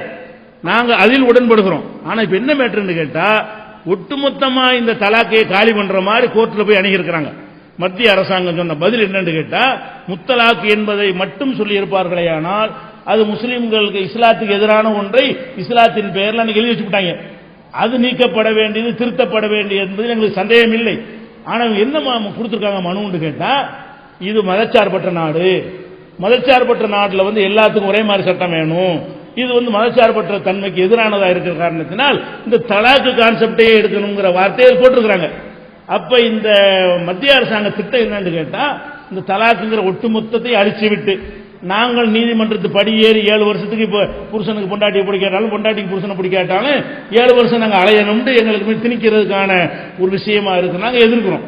இது போக பெண்களுக்கு எங்க மார்க்கத்தில் தலாக்கு உரிமை இருக்குது. ஆண்களுக்கு இருக்கிற மாதிரி மனைவிக்கு புருஷனை பிடிக்காம போகும்ல. அப்ப கல்லானாலும் கணவன் புல்லானாலும் புருஷன் அது கிடையாது இஸ்லாத்துல. புருஷன் பிடிக்காட்டி பிடிச்ச புருஷனை தேடிக்கிட்டு போ. அதுக்கு முறைப்படி ஜமாத்துல முறையிட்டார்களே என்ன செய்வாங்க, விவாகரத்து சொன்ன காரணம் கேட்டு ரத்து பண்ணி விட்டுருவாங்க. அவ வேற கல்யாணம் பண்ணிட்டு போயிடலாம். அப்ப விவாகரத்து என்பது ஆண்களுக்கு வழங்கப்பட்டிருக்கிற மாதிரி பெண்களுக்கும் வழங்கப்பட்டிருக்கிறது, எளிமையாக்கப்பட்டிருக்கிறது. எளிமையாக இருந்தால்தான் அவங்களுடைய உயிருக்கு உத்தரவாதம். இல்லைன்னா என்ன செய்வான், அவன் கொல்லுவான், அவளும் கொல்லுவான். இல்லைன்னா என்ன செய்வாங்கன்னு கேட்டு அவதூறு சொல்லுவான். இந்த பொண்டாட்டிட்ட விவாகரத்து வாங்குவதற்காக வேண்டி ஒழுக்கமான பெண் மீது என் மனைவி தப்பா நடத்த உள்ளவளா இருக்கிறாள், அதனால விவாகரத்து தரணும் கோர்ட்டை கேட்டா கொஞ்சம் சீக்கிரம் கிடைக்க வாய்ப்பு இருக்குது. அப்ப நல்ல பெண் மீது பழி சுமத்துவான். கும்பலை என்ன செய்வா, நல்ல ஆம்பளை மேல இவனுக்கு ஆண்மை இல்லைன்னு பழி சுமத்துவா. இதெல்லாம் தேவையற்ற பிரச்சனைகளை உண்டாக்குவதற்காக வேண்டிதான் கோர்ட்டு படி ஏறணும். ஒரு சிவில் நாங்க ஒரு சிவில் மேட்டருக்கு கோர்ட்ல ஏற முடியுதா? ஒருத்தன் நீதி எம்எல்ஏவை தேர்ந்தெடுத்து செல்லாதுன்னு கேஸ் போடுறீங்க. அவன் 5 வருஷம் சம்பளத்தை வாங்கி அதுவும் முடிஞ்சு அடுத்த 5 வருஷம் வேற ஒருத்தன் அடுத்த 5 வருஷம் செல்லாதுன்னு தீர்ப்பளிக்கிறான். இந்த தீர்ப்பு என்னத்துக்குன்னு, ஒருத்தன் எம்எல்ஏவா தேர்ந்தெடுக்கப்பட்டு செல்லாதுன்னு தீர்ப்பளிக்கிறதா இருந்தா அவன் எம்எல்ஏவா இருக்கும் போதே தூக்கி வெளியே போட்டா தான் அதுக்கு அர்த்தம் இருக்குது. சைனாவுல மாதிரி இத்தனை நாள்ல தீர்ப்பளிக்கணும் ஏதாவது வரம்பு இருக்கா நம்ம நாட்டில்? 40 நாள் தீர்ப்பளி முடிச்சிருவாங்க எந்த விஷயமா இருந்தாலும். இங்க என்ன கணக்கு, இவர் எம்எல்ஏவா நான் எம்எல்ஏ தேர்தலில் இந்த செல்லாத முறையில் தேர்ந்தெடுக்கப்பட்டேன்னு வைங்களா, கேஸ் போட்டீங்க 5 வருஷம் எம்எல்ஏ சம்பளம் வாங்கிட்டு இருப்பேன். அடுத்த 5 வருஷத்துக்கு வேற அந்த பேருக்கு ஓடி போயிடும். 3வது 5 வருஷத்துல என்ன செய்வாங்கன்னா, அவர் 2000 தேர்ந்தெடுக்கப்பட்டாரு அது செல்லாது. இது நாக்கு வலிக்கவா? இது நான் 5 வருஷம் என் கருத்தை சொன்னேன், ஓட்டு போட்டேன், 5 வருஷத்துக்கு எம்எல்ஏ நிதியை பயன்படுத்தி இருக்கிறேன், அது என்னடா இந்த தீர்ப்பு? அப்ப சிவில் மேட்டர் அப்படிதான் வேணா கோர்ட்டுக்கு போய் விரும்புறான். அன்னைக்கு கொடுக்கல் வாங்கல் சண்டைக்காரங்கால கூட சாட்சிக்காரங்கால விழுந்து சொல்றான். இதுக்காக வேண்டி அந்த மாதிரியான நீதிமன்றத்துக்கு போறதுக்கு பயப்படுறாங்க எல்லாரும். ஒரு கொடுக்கல் வாங்கல் விஷயத்துக்கு போனா கூட அங்க போய் செலவழிக்கிறத விட 5-10 கூட குறைய போய் பேசி முடிச்சுக்கிறோம் சொல்லி அப்படி போயிட்டு இருக்கிறாங்க. லோக் அதாலத்தும் அதுதான் உண்டாக்கி இருக்கிறான். நீதிமன்றத்தில் தேவையில்லாமல் இருக்கிற காரணத்தினால்தான் லோக் அதாலத்துன்னு இன்னொரு நீதிமன்றத்தை உண்டாக்கி ஒரு அண்டர்ஸ்டாண்டிங் பேசி முடிக்கிற மாதிரியான நீதிமன்றங்கள்லாம் வந்திருக்குது. அதனால இந்த விவாகரத்து சட்டம் என்பது இஸ்லாம் சொல்லக்கூடிய முறையில் இருப்பதுதான் சிறந்தது. அதை ஒழித்து நீதிமன்றத்தை அணுக சொன்னார்களே ஆனால் அது வந்து கொலைகள் அதிகரிக்கும், நாட்டுக்கு நல்லது கிடையாது. எல்லா மக்களுக்கும் என்ன நீதிமன்றத்தில் எடுத்து பாருங்க, சமூகத்தில் கொலையை குறைஞ்சு போயிடும். விவாகரத்து விஷயம் கோர்ட் வழியா நீங்க செய்றீங்கல்ல, இந்துக்களும் கிறிஸ்தவர்களும், அதை கோர்ட்ல இருந்து எடுத்து உங்க ஜமாத்துல வச்சு, ஜமாத்துனா உங்க சமுதாயத்தில் பஞ்சாயத்து வச்சிருப்பீங்கல்ல, தர்மகர்த்தா கோயில்லாம் வச்சிருப்பீங்கல்ல, அதுல வச்சு பேசி முடிவு பண்ணுவது என்று நீங்கள் தீர்மானித்திருப்பீர்களே ஆனால் இந்த 20% கொலையை தடுத்துடலாம். கள்ளக்காதல் மாதிரிலாம் இருக்கவே இருக்காது. ஸ்டவ் எடுத்து இளமன் சாவ மாட்டான். ஸ்டவ் எடுத்து சாவுற இளமன்ல முஸ்லீம் இருக்கிறது இல்லைங்க. ஏன்னா விவாகரத்து எளிதா இருக்கனால அந்த தேவையில்லாமல் போய்விடுகிறது. அந்த மாதிரியான அடிப்படையில் தான் இஸ்லாம் வந்து விவாகரத்தை சொல்லுகிறது. அது விவாகரத்து என்பது முத்தலாக் என்பது இஸ்லாத்தில் ஒரே நேரத்தில் கிடையாது. ஆனால் 3 சந்தர்ப்பங்களில் தலாக் சொல்லக்கூடிய முறை இருக்கிறது. அது நாட்டுக்கு நல்லது, பெண்களுக்கு பாதுகாப்பானது. அதை விட ஒரு சிறந்த பாதுகாப்பான சட்டம் வந்து எங்கேயுமே கிடையாது. அதுதான் பதிலாக சொல்லிக்கிறோம். ஐயா வணக்கம், என் பேர் பிரசாந்த். நான் ஒரு பிரைவேட் ஸ்கூலில் டீச்சராக இருக்கேன். காஷ்மீரில் இப்போ வன்முறை நடந்துட்டு இருக்கிறது நம்ம பார்க்குறோம். ஊரடங்கு உத்தரவை தளர்த்திட்டாங்க. அப்படி இருந்தும் பிரிவினைவாத தலைவர்கள் வந்து முழு அடைப்புக்கு அழைப்பு விடுத்து இன்னமும் அந்த ஊரடங்கு மக்கள் வந்து இயல்பு வாழ்க்கையை வாழ முடியாமல் பாதிக்கப்பட்டிருக்காங்க. மாணவர்களும் பெற்றோர்களும் கல்வி செயல்பாடுகள் பாதிக்கப்பட்டதா சொல்லி அதுக்கு உடனடியாக நடவடிக்கை எடுக்கணும்னு முறையிடுறாங்க. இப்போ பிரிவினைவாதிகளோட இந்த நடவடிக்கை சரின்னு நினைக்கிறீங்களா? இது சரின்னு நீங்க சொன்னீங்கன்னா பாகிஸ்தான்ல பலூச்சிஸ்தான்ல தனிநாடு கேட்டு போராடுறாங்க. அதுக்கு அந்த நிலைப்பாட்டுக்கு உங்களுடைய கருத்து என்னவா இருக்கும்? ஏன்னா இங்க மனித உரிமைகள் பாதிக்கப்படுது அப்படின்னு சொல்லி நம்ம காஷ்மீர் தனிநாடு அதுதான் தீர்வு நம்ம நினைச்சோம்னா, பாகிஸ்தான்லயும் மனித உரிமைகள் பாதிக்கப்பட்டதா அங்க இருக்க பலூச்சிஸ்தான் தனி நாடு கோர்ற அமைப்புகள் சொல்றாங்க. அப்ப அதுக்கு இங்க இருக்கிற முஸ்லிம்களுடைய கருத்து என்னவா இருக்கும்? அதுக்கு அவங்களுடைய நிலைப்பாடு என்னவா இருக்கும்? அதுதான் என்னுடைய கேள்வி. இந்த காஷ்மீர் பிரச்சனை வந்து ஒரு முக்கியமான ஒரு கேள்விங்க. நிறைய மறைக்கப்பட்ட மக்கள் அறிந்து கொள்ளாத உண்மைகள் அதன் பின்னால் இருக்கிறதுனால அதை பற்றி விவரமாகவே நீங்கள் அறிந்து கொள்ள வேண்டும். இப்ப இந்தியா வந்து சுதந்திரம் அடைஞ்சு இல்லையா, வெள்ளக்காரன் காலத்தில் வந்து அடிமையாக இருந்த இந்தியா வந்து சுதந்திரம் அடையுது. சுதந்திரம் அடையும் பொழுது பாகிஸ்தான் வந்து முதல் நாள் சுதந்திரம் அடைகிறது, அடுத்த நாள் வந்து இந்தியாவுக்கு சுதந்திரம் கொடுக்குறோம். அடுத்தடுத்த நாட்களில் வெள்ளையர்களிடம் விடுதலை பெறுகிறோம். அப்படி சுதந்திரம் அடையும் பொழுது இந்தியாவுக்கும் விடுதலை கிடைக்கிறது, பாகிஸ்தான் விடுதலை கிடைக்கிறது. இந்த ரெண்டுலையும் காஷ்மீர் சேரல. நல்லா விளைக்கணும். காஷ்மீருக்கு வெள்ளக்காரன் வந்து விடுதலை கொடுக்கவில்லை. அதை வந்து அது இந்தியாவிலும் சேர்க்கவில்லை, பாகிஸ்தானிலும் சேர்க்கவில்லை. சுதந்திரம் அடையும் போது இந்தியாவில் காஷ்மீர் இருக்கவில்லை, பாகிஸ்தானிலும் காஷ்மீர் இருக்கவில்லை. அது ஒரு நாடு, இது ஒரு 3 நாடுகள். காஷ்மீர் ஒரு நாடு, அதனுடைய ராஜா வந்து முஸ்லிம்கள் பெரும்பான்மையா இருந்தா கூட அதனுடைய ராஜா வந்து மன்னர் வந்து ஹரிசிங் என்ற இந்து மன்னருடைய ஆட்சியின் கீழே காஷ்மீர் வந்து மன்னர் ஆட்சியில் இருக்கிறது. அது தனி நாடு. பாகிஸ்தான் தனி நாடு, இந்தியா தனி நாடு. அப்படி இருக்கக்கூடிய நேரத்தில் நம்ம நாட்டுக்குள்ள தான் நம்ம தேசபக்தியை பேச முடியும். இப்போ இன்னொரு நாடு, இலங்கை ஒரு தனி நாடா இருக்குன்னு வைங்களேன், அந்த நாட்டை போய் நம்ம போய் கைப்பற்றி கொண்டோமே ஆனால் இந்தியா செஞ்சிச்சு என்பதற்கு நம்ம ஆதரிக்க கூடாது. அது எப்படி இன்னொரு நாட்டை போய் கைப்பற்றுறீங்க? நம்ம நாட்டில் உள்ளவன் பிரிஞ்சு போறான்னு சொன்னா அது அடக்குங்க, தேசத்தை காப்பாத்துங்கன்னு சொல்லலாம். அது வேற ஒரு நாடாக இருக்கும் பொழுது அதை போய் ஆக்கிரமித்து எடுத்துக்கொள்வது வந்து அது சரியான செயல் கிடையாது. ஆனா என்ன நடந்துச்சுன்னு கேட்டா, இந்தியாவும் பாகிஸ்தான் பார்த்து விட்டு பாகிஸ்தான்காரனுக்கு இந்தியாவுக்கு நடுவில் இருக்குதுல, அவன் படையெடுத்து வந்து ஒரு 35% காஷ்மீர் கைப்பற்றிக்கிட்டான். இந்தியா படையெடுத்துட்டு போய் 65 காஷ்மீரை பிடிச்சிக்கிருச்சு. காஷ்மீருடைய ஒரு 35% வந்து நம்ம வந்து ஆக்கிரமிப்பு காஷ்மீர்னு சொல்லுவோம், அவன் ஆசாத்து காஷ்மீர் சொல்லுவான், சுதந்திர காஷ்மீருமா. அப்ப இந்த காஷ்மீர்ல வந்து முழு காஷ்மீரும் இந்தியாவில் இல்லை. 65% காஷ்மீர் இந்தியாவில் இருக்கிறது, 35% காஷ்மீர் வந்து அங்க இருக்கிறது. அப்ப என்ன செய்யறாங்கன்னு கேட்டா, எப்படி இது சேர்த்தாங்க என்று கேட்டா, மன்னர் ஹரிசிங் இருந்தார்ல, இந்து மன்னர் காஷ்மீருடைய ராஜா, அவர் வந்து நேரிட்ட பேச்சுவார்த்தை நடத்துறாரு. பேச்சுவார்த்தை நடத்தி பாகிஸ்தான்காரன் வர்றாங்க, நாங்க அவங்க கொடுக்க விரும்பல, நாங்கள் வந்து இந்தியாவுடைய பாதுகாப்பு எங்களுக்கு வேணும் அப்படின்னு கேட்கும் பொழுது அவர் சில நிபந்தனைகள் இந்திய அரசாங்கத்தில் போடுறார். யாரே? மன்னர் ஹரிசிங் அவர்கள். என்ன நிபந்தனை போடுறாருன்னு கேட்டா, காஷ்மீர் வந்து இந்தியாவில் சேர்வதாக இருந்தால் காஷ்மீருடைய ஆட்சியாளர் பிரதமர் என்றுதான் குறிப்பிடப்படணும். முதலமைச்சர் நாங்கள் சொல்ல மாட்டோம். காஷ்மீர் பிரதமர் என்று சொல்ல வேண்டும். அதே மாதிரி காஷ்மீருக்கு தனி தேசிய கொடி, இந்திய தேசிய கொடியை நாங்கள் ஏற்ற மாட்டோம். ஏன்னா வேற நாடு நாங்கள் உங்களோட ஒரு சப்போர்ட்டுக்கு சேர்ந்துகிட்ட நாடே தவிர நாங்கள் உங்க நாட்டை சேர்ந்தவங்கள இல்லை என்பதற்காக வேண்டி தனி தேசிய கொடி, இன்னைக்கு தனி தேசிய கொடி தான். காஷ்மீருக்கு இந்தியாவுடைய கொடி ஏற்ற மாட்டாங்க. காஷ்மீருடைய சுதந்திர தினத்துக்கு காஷ்மீர் தேசிய கொடி தனியா இருக்கிறது, அதைத்தான் ஏற்றுக்கொள்வார்கள். அவங்களுக்கு தனி தேசிய கொடி. அதே மாதிரி காஷ்மீருக்குள்ள காஷ்மீரிகளை தவிர யாரும் சொத்து வாங்கக்கூடாது. வேற நாடு நாங்க ஒரு சப்போர்ட்டுக்கு உங்கள்ட்ட சேர்ந்து கொண்டோமே தவிர வேற நாடுங்கிற மாதிரியான அக்ரிமெண்ட்லாம் போட்டு அரசியல் சாசனத்தில் அரசியல் சட்டப்படி இந்த உரிமையெல்லாம் வழங்கிடுறாங்க. வழங்கின பிறகு காஷ்மீர் பிரச்சனையை பாகிஸ்தான்காரன் ஐநாவுக்கு கொண்டு போறான். ஐநா சபையில் வச்சு இந்தியாவுக்கும் பாகிஸ்தானுக்கும் காரசாரமான பிரச்சனை நடந்து அப்ப ஐநாவில் ஒரு முடிவு எடுக்கப்படுகிறது. ஐக்கிய நாடுகள் சபையில் காஷ்மீர் சம்பந்தமாக முடிவு எடுக்கப்படும். எந்த காஷ்மீர்? 2 காஷ்மீரும், பாகிஸ்தான் பக்கம் இருக்கக்கூடிய காஷ்மீர், இந்தியாவின் பக்கத்தில் இருக்கிற காஷ்மீர், 2க்கும் சேர்த்து ஐநா சபையில் ஒரு முடிவு எடுக்கிறாங்க. அதுல இந்தியாவும் கையெழுத்து போட்டிருக்கிறது. அது என்ன முடிவு என்று சொன்னால், காஷ்மீர் சுதந்திரம் பெறும்போது வேற நாடாக இருந்த காரணத்தினால் காஷ்மீர் மக்களிடத்தில் வாக்கெடுப்பு நடத்த வேண்டும். வாக்கெடுப்பு நடத்தி அவர்கள் அனைவரும் இந்தியாவில் சேர வேண்டும் என்றால் இந்தியாவில் சேர வேண்டும், அனைவரும் பாகிஸ்தானில் சேர வேண்டும் என்றால் பாகிஸ்தானில் சேர வேண்டும், தனி நாடாக இருப்போம் என்று சொன்னால் தனி நாடாக இருக்க வேண்டும்.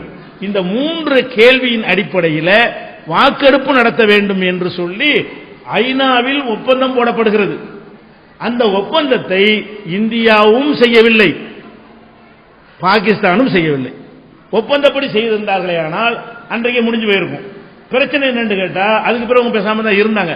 இவங்க என்ன செஞ்சாங்க, இந்தியாவில் என்ன பண்ணாங்கன்னா, சரி வேற ஒரு நாடு நம்ம நம்பி நம்ம சேர்த்துக்கிட்டு இருக்கிறோம், அதை இந்திய நாடு மாதிரியான அதை நம்ம அனுசரிக்க கூடாது, அவங்களுக்கு கொடுத்த வாக்குறுதிப்படி நடக்கணும்னு இருக்கணுமா இல்லையா, ஒவ்வொன்றையா எடுத்தாங்க. பிரதமர் என்று சொல்லக்கூடாது என்பதை மாற்றி காஷ்மீர் முதலமைச்சர் ஆக்கினாங்க.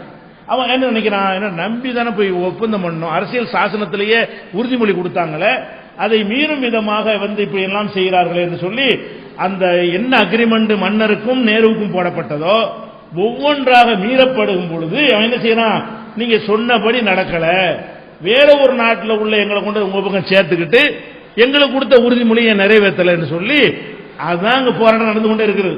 போராட்டம் என்னன்னு கேட்டா, ஏற்கனவே கொடுத்த உறுதிமொழிப்படி செய்திருந்தால் கூட ஐநாவுடைய வாக்கெடுப்பு இருக்குல்ல, அதை தவிர்த்து விட்டு இந்தியா அந்த மக்களுடைய மனங்களை வென்றெடுத்து இந்திய பகுதியாக ஆக்கி இருக்கலாம். இந்திய அரசாங்கம் என்ன வாக்குறுதி கொடுத்ததோ அதை நிறைவேற்றணுமா இல்லையா? அரசியல் சாசன புஸ்தகத்தில் எடுத்து பாருங்க, காஷ்மீரை பத்தி என்ன இருக்குன்னு. அது எல்லாம் இன்னைக்கு இருக்குதா, அதை எடுத்துட்டாங்களா? அப்ப அக்ரிமெண்ட் போட்டு செஞ்சோம்னு சொன்னா நம்ம நாடு அது அக்ரிமெண்ட் மீறினா தப்பு தானுங்க. யார் மீறினா என்னங்க, ஒரு ஒப்பந்தம் நம்ம நாட்டில் நேரு பண்ண ஒப்பந்தத்தை பிந்தி உள்ளவங்க மாத்துறீங்க. அப்ப மேட்ரு எங்க வருதுன்னு அவன் பாட்டு பேசாம தான் இருந்தாங்க. ஒவ்வொன்றாக மாத்திக்கிட்டே வரும் பொழுதுதான் என்ன ஆகுதுன்னு கேட்டா, இது நம்மளை ஏமாத்துறாங்க, நமக்கு சொன்னபடி செய்யல. இன்னும் சொல்ல போனா காஷ்மீர் சம்பந்தமாக இந்திய நாடாளுமன்றத்தில் விவாதிக்க கூடாது என்றெல்லாம் சரத்து இருக்கிறது. இந்த ஒப்பந்தத்தில் இந்திய நேருவுக்கும் ஹர்சிங்கும் உள்ள ஒப்பந்தத்தின் அடிப்படையில் எழுதப்பட்ட அரசியல் சட்ட புஸ்தகத்தில் இருக்கிறது, காஷ்மீர் சம்பந்தமாக அங்க விவாதிக்க கூடாது, எங்க பார்லிமெண்ட்ல விவாதிக்க கூடாது, காஷ்மீர் விஷயமாக இந்திய பிரதமர் ஜனாதிபதி தலையிடக்கூடாது என்று பல விஷயங்கள் அவங்களுக்கு கொடுக்கப்பட்டிருக்க உறுதிமொழி கொடுத்து வேற ஒரு நாட்டை நாம் சேர்த்து கொண்டோம். விளங்கிக் கொள்ளணும், அது தமிழ்நாடு மாதிரியே அது ஆந்திரா மாதிரியே நீங்க நினைக்க கூடாது. சுதந்திரம் அடையும் போது இந்தியாவில் இல்லாத இன்னொரு நாடாக இருந்த ஒரு பகுதியை நாம் ஒரு வாக்குறுதி கொடுத்து சேர்த்து கொண்டோமையானால் அந்த வாக்குறுதி நிறைவேற்றி இருந்தால் பஞ்சாயத்து இல்லை. வாக்குறுதி நிறைவேற்றல எங்கும் போதுதான் என்னவாகுதுன்னு கேட்டா அங்க எதிர்ப்பு மக்கள்கிட்ட கிளம்புது. எத்தனை வருஷம் பொறுத்து பாக்குறோம், ஒவ்வொன்னா நீ வருஷத்துக்கு ஒன்று எடுத்துட்டே இருக்கிறீங்க, ஒவ்வொரு உரிமையா பறிச்சுட்டே இருக்கிறீங்க, கொடுத்த வாக்குறுதி உண்மை மிச்சமா இல்ல, கொடி மட்டும்தான் இருக்கிறது, தனி கொடியும் இருக்குது, அது ஒண்ணுதான் இருக்கிறது, பாக்கி எல்லாத்தையும் எடுத்துக்கொண்டே வந்து விட்டீர்கள் சொல்லி அந்த ஒரு போராட்டம் நடக்கிறது. இப்ப என்ன செய்யணும் அரசாங்கம், சரி நம்ம தான் வாக்குறுதி கொடுத்தோம், வேற ஒரு நாடா இருந்தாங்க, வெள்ளக்காரன் நம்மகிட்ட கொடுத்த வாக்குறுதி படி நாட்டை கொடுத்துட்டு போனானா இல்லையா, வெள்ளக்காரன் நம்மளோட செய்த ஒப்பந்தத்தின்படி நாட்டை கொடுத்துட்டு போறான். இப்ப நம்ம ஒரு நாட்டில் ஒரு அக்ரிமெண்ட் போட்டு அவனை சேர்த்திருந்தோமே ஆனால் அதுக்குரிய உரிமையை கொடுக்கணுமா இல்லையா? மக்களை வென்றெடுங்க, அது எங்களுக்கு பிரச்சனை இல்லை, எல்லாம் ஒன்னாயிருங்கிற அளவுக்கு அந்த மக்களை வென்றெடுக்காம அவங்களை எல்லா வேலையும் பிரிச்சு பார்த்து ராணுவ சட்டம்னு போட்டு எங்க பார்த்தாலும் ராணுவத்தை பூரா இறக்கி வைத்து என்ன செய்கிறார்கள், எந்த பொம்பளையை பிடிச்சி கற்பழிச்சாலும் அவங்க கேஸ் கிடையாது. எந்த ஆம்பளையை கொலை செஞ்சாலும் ராணுவத்தின் மீது வழக்கு கிடையாது. அதான் ராணுவ சட்டம்ங்கிறது. ராணுவ சட்டம் என்பதை ஸ்பெஷலாக பயன்படுத்தி ராணுவத்தினர் செய்கிற எந்த ஒரு குற்றச்செயல், சிவிலியன்களோடு நடத்துகிற எந்த குற்றச்செயலும் வழக்காக பதிவு செய்யப்படாது என்று ஆக்கி அவ்வளவு கற்பழிப்புகள், அவ்வளவு கொலைகள் எல்லாம் தீவிரவாதின்னு சொல்லி சுட்டு தள்ளணும்னு சொல்லிட்டு செஞ்சு கொண்டிருக்கிறார்கள். அது மனித உரிமை கமிஷன் மூலமாக இங்கிருந்தெல்லாம் போய் பேராசிரியர் மார்க்ஸ் தலைமையில் ஒரு குழுவை போய் நேரடியாக பார்த்துட்டு வந்து அறிக்கைகளாக தாக்கல் செய்திருக்கிறார்கள். நம்ம என்ன செய்யறோம்? அந்த மக்களை வென்றெடுங்க. நம்ம சேர்த்து கொண்ட பகுதி அது. அவன் முஸ்லீம் என்பதற்காக பேசவில்லை. காஷ்மீரில் உள்ளவன் முஸ்லீம் என்ற அடிப்படையில் பேசவே கிடையாது. ஒரு நாட்டுக்குன்னு ஒரு தார்மீக நெறி இருக்கிறது, ஒரு நியாயம் இருக்கிறது.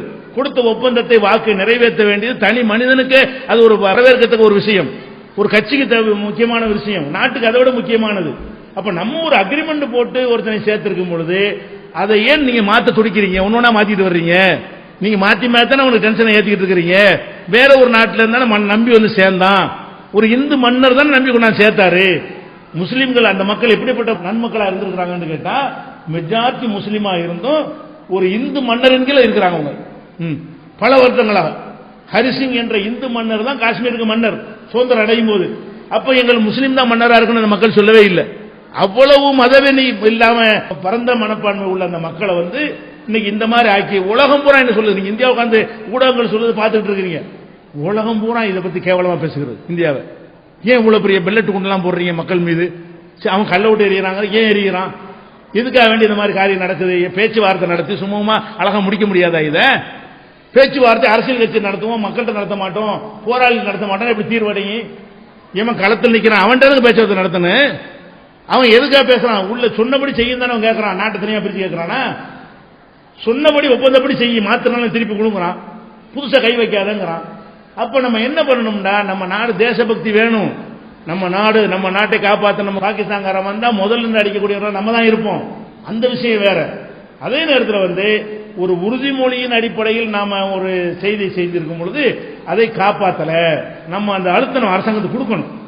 நம்ம அழுத்தம் கொடுத்து அந்த காஷ்மீரை நம்முடையது ஆக்கலாம். சில உலகத்திலே செல்வ செழிப்பான சிறப்பான ஒரு பகுதி அது, அது நம்ம இலக்க தேவையில்லை. ஆனால் அதை அடைந்து கொள்வதற்குரிய அறிவு இல்லாம, முதிர்ச்சி இல்லாம, ராணுவத்தை கொண்ட ஒரு சொந்த நாட்டு மக்கள் சொல்லிக்கொண்ட அவங்க மீது பல வருடங்களாக ராணுவ சட்டத்தை அமுல்படுத்தி கொண்டிருந்தால் எப்படி நல்லிணக்கம் ஏற்படும்? அப்ப பேச்சுவார்த்தையின் மூலமாக அதை தீர்த்து சுமூக வாய்ப்பு இருக்கும் பொழுது அரசாங்கத்தினுடைய அணுகுமுறை தவறு என்று தான் எல்லாருமே சொல்றாங்க. அதான் அதில் உள்ள விஷயம். வரலாறு படி இங்க பாருங்க, நம்ம நாட்டில் இருந்த பகுதியா சேர்ந்த பகுதியா, நம்ம என்ன கொடுத்து ஒப்பந்தம் பண்ணி சேர்த்து கொண்டோம், அதை நம்ம செஞ்சோமா? எந்த இதாக நியாயம் பேசணும். ஒரு மனிதன் என்ன செய்யணும்னு கேட்டா, ஏன் ஜாதி, ஏன் மதம், ஏன் உணர்வு, ஏன் நாடுன்னு அநீதி பேசக்கூடாது. இப்ப அமெரிக்காக்காரன் அரபு நாடுகள்லாம் தாக்குறான, அமெரிக்க மக்கள் போராட்டம் பண்ணாங்க. அவன் தேச விரோதி கிடையாது. அமெரிக்க அரசாங்கம் செய்த அந்த செயலை எதிர்த்து அமெரிக்காவில் தான் அதிகமான ஆர்ப்பாட்டங்கள் நடந்திருக்குது. ஏன் அமெரிக்க மக்களுக்கு உடன்பாடு இல்லை? ஏன்டா இன்னொரு நாட்டை ஆக்கிரமிக்கிறேன்னு கேட்கறான். இப்படியான விஷயங்கள் வந்து தேசபக்திக்கு எதிரான, நியாயத்திற்காக பேசுறது வந்து தேசபக்திக்கு எதிர்ன்னு சொல்லக்கூடாது. இது எல்லாரும் இந்த கருத்துக்கு வரணும். அது என்ன தற்செயலா முஸ்லீம் ஆயிட்டாங்க, அதனால ஈஸியா அதை வந்து வேற மாதிரி கொண்டு போயிடுறாங்க. அது காஷ்மீர் முஸ்லீம் அல்லாமல் இருப்பார்களே, ஆனாலும் அப்பவும் நாங்கள் இந்த நியாயத்தை பேசுவோம். முஸ்லீம் என்பதற்கு இது பேசப்படவே இல்லை. என் பேர் கல்பனா. இஸ்லாம் ஒரு இனிய மார்க்கம் அப்படின்னு சொல்லி ஒரு நிகழ்ச்சி நடத்துறீங்க. இங்க வந்து இவ்வளவு பேர் வந்திருக்காங்க. இது மூலமா நீங்க என்ன சொல்றதுக்காக இப்படி வந்து வர சொல்லி எல்லாருக்கும் அழைச்சிருக்கீங்கன்ற தெரியணும். இந்த நிகழ்ச்சியின் மூலமாக நாங்கள் என்ன சொல்ல வருகிறோம் என்று சொன்னால், இப்ப எங்களை வந்து ஒரு தீவிரவாதிகள் மாதிரி ஊடகங்கள்லாம் சித்தரிக்கிறாங்க இல்லையா? அது உங்க உள்ளத்துல இருக்கா இல்லையா? அது ஒரு கேள்வியா ஒருத்தர் கேட்கிறார். அப்ப நாங்க விளக்கம் சொல்லி நாங்க எதிர்க்கிறோம் அப்படின்னு சொன்னால் அந்த வெறுப்பு மாறும். அதாவது இப்படி இல்லையே, தவறாவில் செய்யறாங்க, முஸ்லீம்கள் அப்படி இல்லையேங்கிற அந்த கசப்பு நீங்கும். அதே மாதிரி வந்து இந்த பலதார மனம், ஒருத்தன் நாள் முன்னாடி கட்டிட்டு இருக்கிறான் அப்படின்ற ஒரு அடிமனசுல உங்களுக்கு இருந்து அதனால் முஸ்லீம்கள் மேல ஒரு வெறுப்பு இருக்குமா இல்லையா? இருக்கும். அதை ஒருவர் கேள்வியாங்க கிளப்பாரு. அப்ப நம்ம என்ன செய்யறோம்னு கேட்டா, இதுல உள்ள யதார்த்தம் என்ன நடந்து கொண்டிருக்கிறது? இது மத பிரச்சனையா, ஒரு ஆண்கள் சம்பந்தப்பட்ட ஒரு பிரச்சனையா, இதுல எல்லாருடைய பார்வை என்ன, முதல் முறை பாதிக்கப்படுறதா சொல்வதில் உண்மை இருக்கிறதா என்பதையெல்லாம் எங்களுடைய கோணத்தில் விளக்கும் பொழுது, ஆமா நம்ம கேள்வி கேட்கிற நம்ம கிட்டையுமே அந்த மாதிரி இருக்குதே, நம்ம கல்யாணம் பண்ணாம வந்து சின்ன வீடு வச்சுக்கிட்டு தானே இருக்கிறாங்க, அதுக்கு சட்டம் தடுக்கலையே நினைக்கும் பொழுது என்ன ஆகும்னு கேட்டா ஒரு கசப்பு நீங்கிடும். நான் சரி, இதுக்காக நம்ம அவங்களை வெறுக்கக்கூடாது, அவர் நீங்க அண்ணன் தம்பியா பழகிக்கிறோம். இதனால என்ன ஏற்படும் கேட்டா நம்ம அண்ணன் தம்பியா பழகிக்கிறோம். தலாக் பெண்களுக்கு அநியாயம் பண்றாங்க அப்படின்னு ஒரு கருத்தை விதைத்திருக்கும் பொழுது அதனால் எங்களை வெறுக்கக்கூடிய 4 பேர் இருப்பாங்க. அப்ப அந்த ஒரு கேள்வியா கேட்டு மனிதன் இல்லைங்க அப்படி கிடையாதுங்க, தலாக்குனா இதுதான் சட்டம், இது நன்மை, தலாக்குன்னு ஒரு இல்லாம கோர்ட்டுக்கு போனா தான் நமக்கு பாதிப்பு இருக்குது அப்படின்னு நாங்க விளக்கினோமே. ஆனால் அப்ப அந்த கசப்பு நீங்கும். முக்கிய விஷயம் என்னன்னு கேட்டா சில கசப்புகள் முஸ்லிம்களை பற்றி உங்கள்கிட்ட இருக்கிறது, அதை நாங்க தான் நீங்க கடமைப்பட்டிருக்கிறோம். அது மாதிரி எங்களுக்கு கசப்பு இருக்கிற மாதிரி நீங்க ஒரு நிகழ்ச்சி நடத்தி இந்து மதம் இனிய மார்க்கம் கூப்பிட்டா நாங்கள் வருவோம், நாங்கள் கேள்வி கேட்போம், நீங்கள் விளக்கம் சொன்னீர்களே, ஆனால் இன்னும் இணக்கமே ஏற்படும். இதுல எதுக்கு நம்ம கூப்பிடுறோம் என்றால் நம்ம பல கொள்கையினால பிரிஞ்சு கிடக்கிறோம், ஆனா ஒரு தாய் மக்களாக நம்ம இருக்கிறோம். எல்லாமே எங்களுடைய நம்பிக்கை பிரகாரம் ஆதமுடைய பிள்ளைகள் தான் அனைவருமே. அப்ப நமக்குள்ள வந்து அண்ணன் தம்பியால பழகணும், கொள்கை 1000 இருக்கலாம், நீங்களா இருக்க நாங்களா இருக்கிறோம், அதுக்கே நம்ம அடிச்சுக்கணும், நம்ம வெறுக்கணும், ஒருத்தர் பாய்க்கணும், ஒருத்தருடைய நம்பிக்கை ஒருத்தர் புரிஞ்சுக்கணும் அப்படிங்கிறதுக்கு இது நடத்துறமே தவிர வேற ஒரு நோக்கம் கிடையாது. இந்த நோக்கம் என்னன்னு கேட்டா எங்களை கசப்பாக கருதக்கூடிய மக்களுக்கு வந்து இல்ல இனிப்பான செய்தி சொல்றோம், அவ்வளவுதான் விஷயம். அதான் இனிய மார்க்கம்னு வச்சிருக்கோம். என்னுடைய பேர் உமர் அஹமத். நான் இந்துவா இருந்து முஸ்லீமா கன்வெர்ட் ஆனேன். இப்போ இந்த மார்க்கத்தை பத்தி அம்மாக்கு வீட்டில் எடுத்து சொல்லும் போது அவங்க ஒரு கேள்வி கேட்கிறாங்க. என்ன கேள்வினா, நீங்க இஸ்லாத்துக்கு மாறி இருக்க, உனக்கு என்ன கிடைக்க போகுது இப்போ மாறினதால? நான் இந்துவாவே இருக்கேன், எனக்கு என்ன கிடைக்க போகுதுன்னு கேட்குறாங்க. நான் உங்ககிட்ட சொல்றேன், இந்த மாதிரி மறுமை நாள்னு ஒரு நாள் இருக்கு, அதுல வந்து இறைவன் வந்துட்டு நம்மகிட்ட கேள்வி கேட்பாங்க. இணை வைத்தல் ஒரு இறைவனை நம்பாம இருந்தோம்னா அவர் எவ்வளவுதான் நன்மை செஞ்சாலும் ஒரு நரகத்துக்கு தான் போவாரு. ஒருத்தர் எவ்வளவுதான் பாவம் செஞ்சாலும் இறைவனுக்கு இணை வைக்காம இருந்தாருன்னா குறிப்பிட்ட காலம் நரகத்துல இருந்தாலும் இறைவன் கண்டிப்பா பண்ணி சொர்க்கத்தை அனுப்பிடுவான். இது வந்துட்டு இந்த ஒரு விஷயத்த வந்துட்டு நான் நம்பி இஸ்லாத்துல இருக்கேன், இறைவன் மூலம் எல்லாம் சமம்ன்றதால நான் இஸ்லாத்துல இருக்கேன்னு சொன்னேன். அவங்க என்ன கேட்குறாங்கன்னா, மறுமை நாளுன்னு வந்துட்டு நம்ம எப்படி நம்புறது? முஸ்லீம்ல இருக்கிறவங்க சொல்றவங்களாம் வந்துட்டு நேர்ல போய் பார்த்தாங்களா? அதே மாதிரி மரணிக்கும் போது கூட மலக்குமாது வந்து உயிர் வாங்குவாங்க, 3 கேள்வி கேட்பாங்கன்றாங்க. இதெல்லாம் வந்துட்டு நம்ம இறந்த பேர் தான் நடக்குது, இது எப்படி நம்ம நம்புறது அப்படின்னு அவங்க கேட்குறாங்க. இதுக்கு குரான்ல மூலியமா உலக நடைமுறை மூலியமாவும் எளிமையான பதில் வேணும். இதுக்கு என்னால பதில் சொல்ல முடியல, ஒரு விரிவான பதில் தர வேண்டும். சொல்லலாமாங்க? அவர் முஸ்லீம் ஆகிட்டேங்கிறாரா, நம்ம வாக்குறுதி கூட கேட்க கூடாதுல? ஒரு இது எங்க அம்மாவோட இடத்துல இருந்து நான் கேட்கிறேன். கேட்க கூடாதுல கேள்வி. இது முஸ்லீம் அல்லாதவங்க தான் கேட்கணும். நீங்க நேத்து முஸ்லீம் ஆனா இன்னைக்கு வந்தா என்ன? எங்க அம்மாவோட கேள்வி அது வந்திருக்காங்க. அவங்க எங்க இருக்காங்களா? அவங்க கேட்க தெரியல. கேக்குறீங்க அப்படியாமா?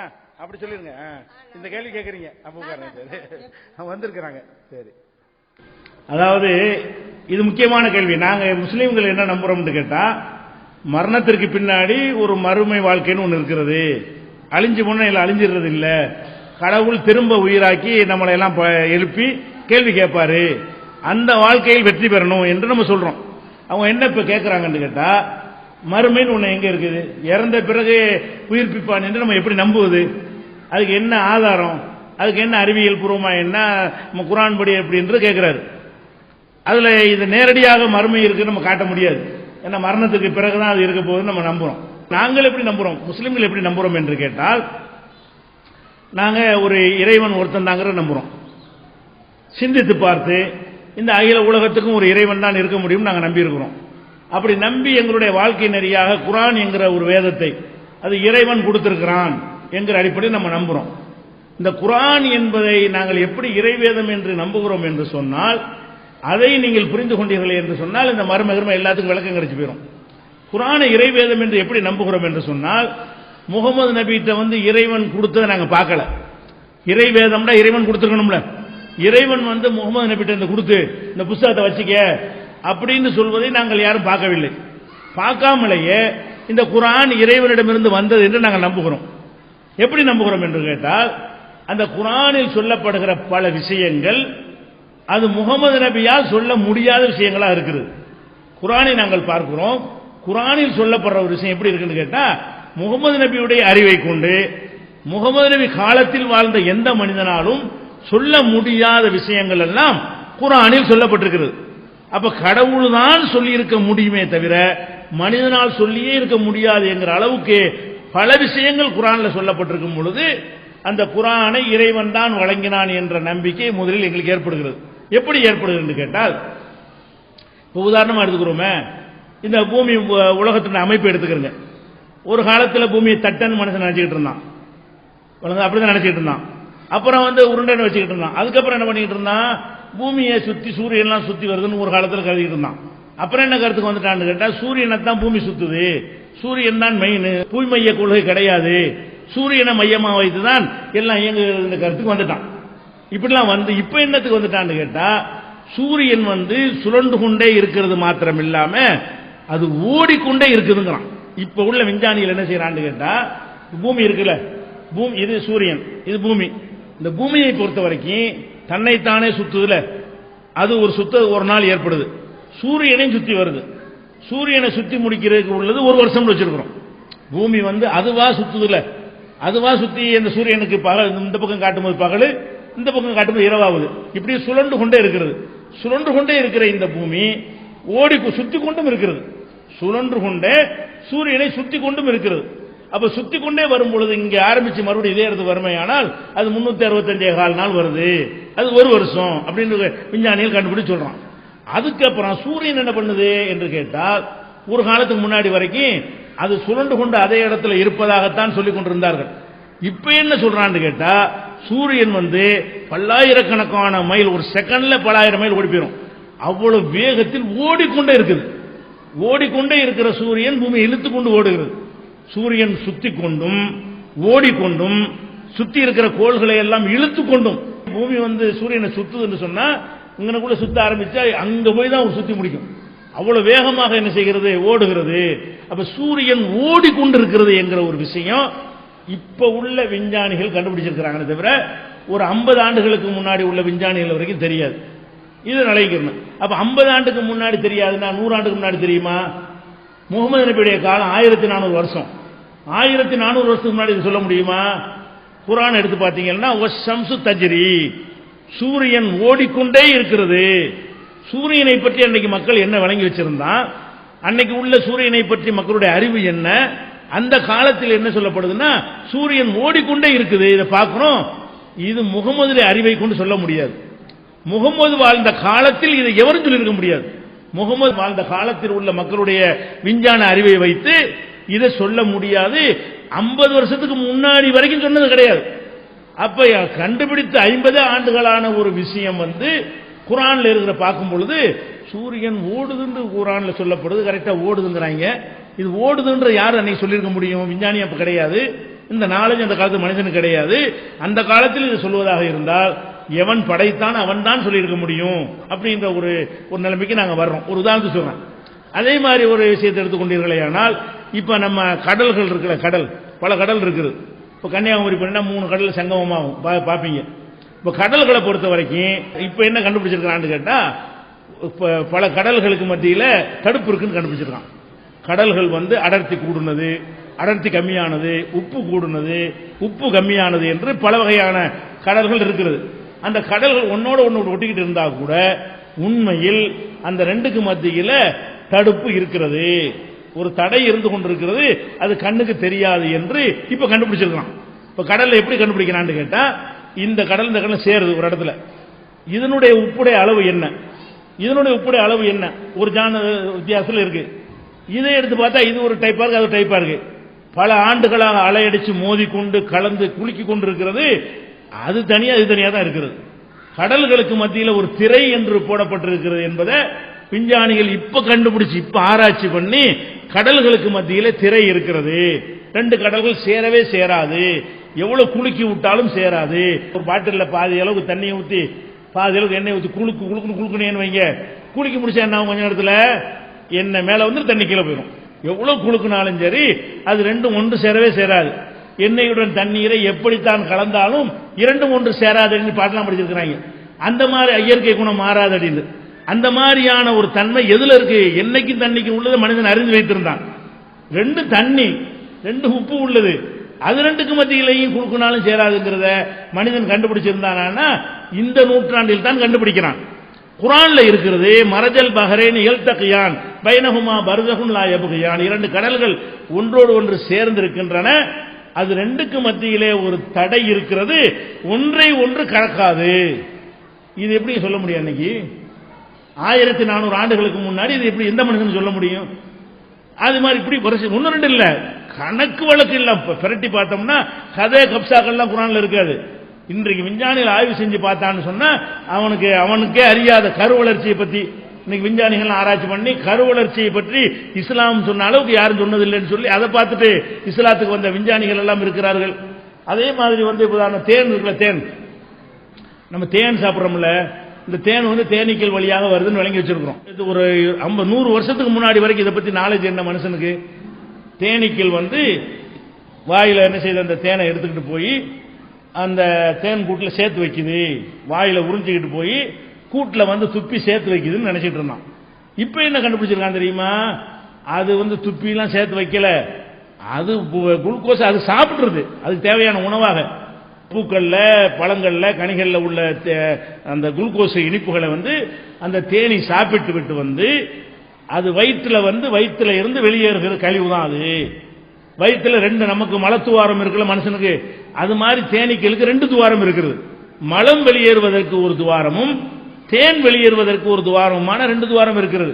இது சாப்பிட்ட உணவு அது கழிவை ஒரு பக்கம் தள்ளிவிட்டு தேனாக மாற்றக்கூடிய தொழில்நுட்பம் தேனுடைய வயிற்றுக்குள்ள இருக்கிறது. அது மாற்றி அதை தேனாக வெளியேற்றுகிறது. வாயிலிருந்து தேன் உற்பத்தி ஆகல, வயிற்றிலிருந்து கழிவாகத்தான் வருகிறது என்று சொல்லி இன்றைக்கு விஞ்ஞானி கண்டுபிடிச்சுனா பெரிய தொலைநோக்கு கருவிகளை தேனிக்கிட்ட வச்சா அது பேக் சைட்ல இருந்து சொட்டுதே தவிர வாயிலிருந்துலாம் சொட்டவில்லை என்று இப்ப கண்டுபிடிச்சிட்டான். இப்ப குர்ஆன் எடுத்து பாத்தீங்கன்னா இது இப்ப 50 வருஷத்துக்குள்ளதான் உள்ள விஷயம். இது குர்ஆன் எடுத்து பாத்தீங்கன்னு சொன்னா இந்த தேனை இப்ப சொல்லும்போது யஹ்ருஜு மின் புத்தூனிஹா, அதனுடைய வயிறுகளிலிருந்து வெளிப்படுகிறது ஷராபுன், ஒரு மதுரமான பானம் உங்களுக்கு தேனியுடைய வயிறிலிருந்து கிடைக்கிறது அப்படின்னு குர்ஆன் சொல்லுகிறது. அது மாதிரி அது சாப்பிடுகிறது. அந்த தேனீக்கள் இந்த கனிகள்ல உள்ள குளுக்கோஸுகளை எல்லாம் நமக்கு தேனாக மாற்றுவதற்கு சேமிச்சுலாம் வைக்கவில்லை, அது சாப்பிடுகிறது. தேன் கூட்டில் என்னமோ தேனா மாற்றக்கூடிய தொழில்நுட்பம்லாம் கிடையாது, வயிற்றுக்குள்ளதான் எல்லாமே இருக்கிறது என்று இப்ப என்ன சொல்கிறார்களோ அது அப்படி அச்சரம் பேசாம குர்ஆன்ல அது சாப்பிட்டு விட்டு வயிற்றிலிருந்து தேனை வெளியேற்றுகிறது. வயிற்றிலிருந்து வெளியேற்றுங்கிற ஞானம் 14 நூற்றாண்டுக்கு முன்னாடி யாருக்காவது இருக்குமா? நபிகள் நாயகத்துக்கு இருக்குமா? எந்த மனுஷனுக்காச்சும் இருக்குமா? முடியாது. அப்ப அதுல சொல்லப்பட்ட செய்திகளை பார்க்கிறோம்.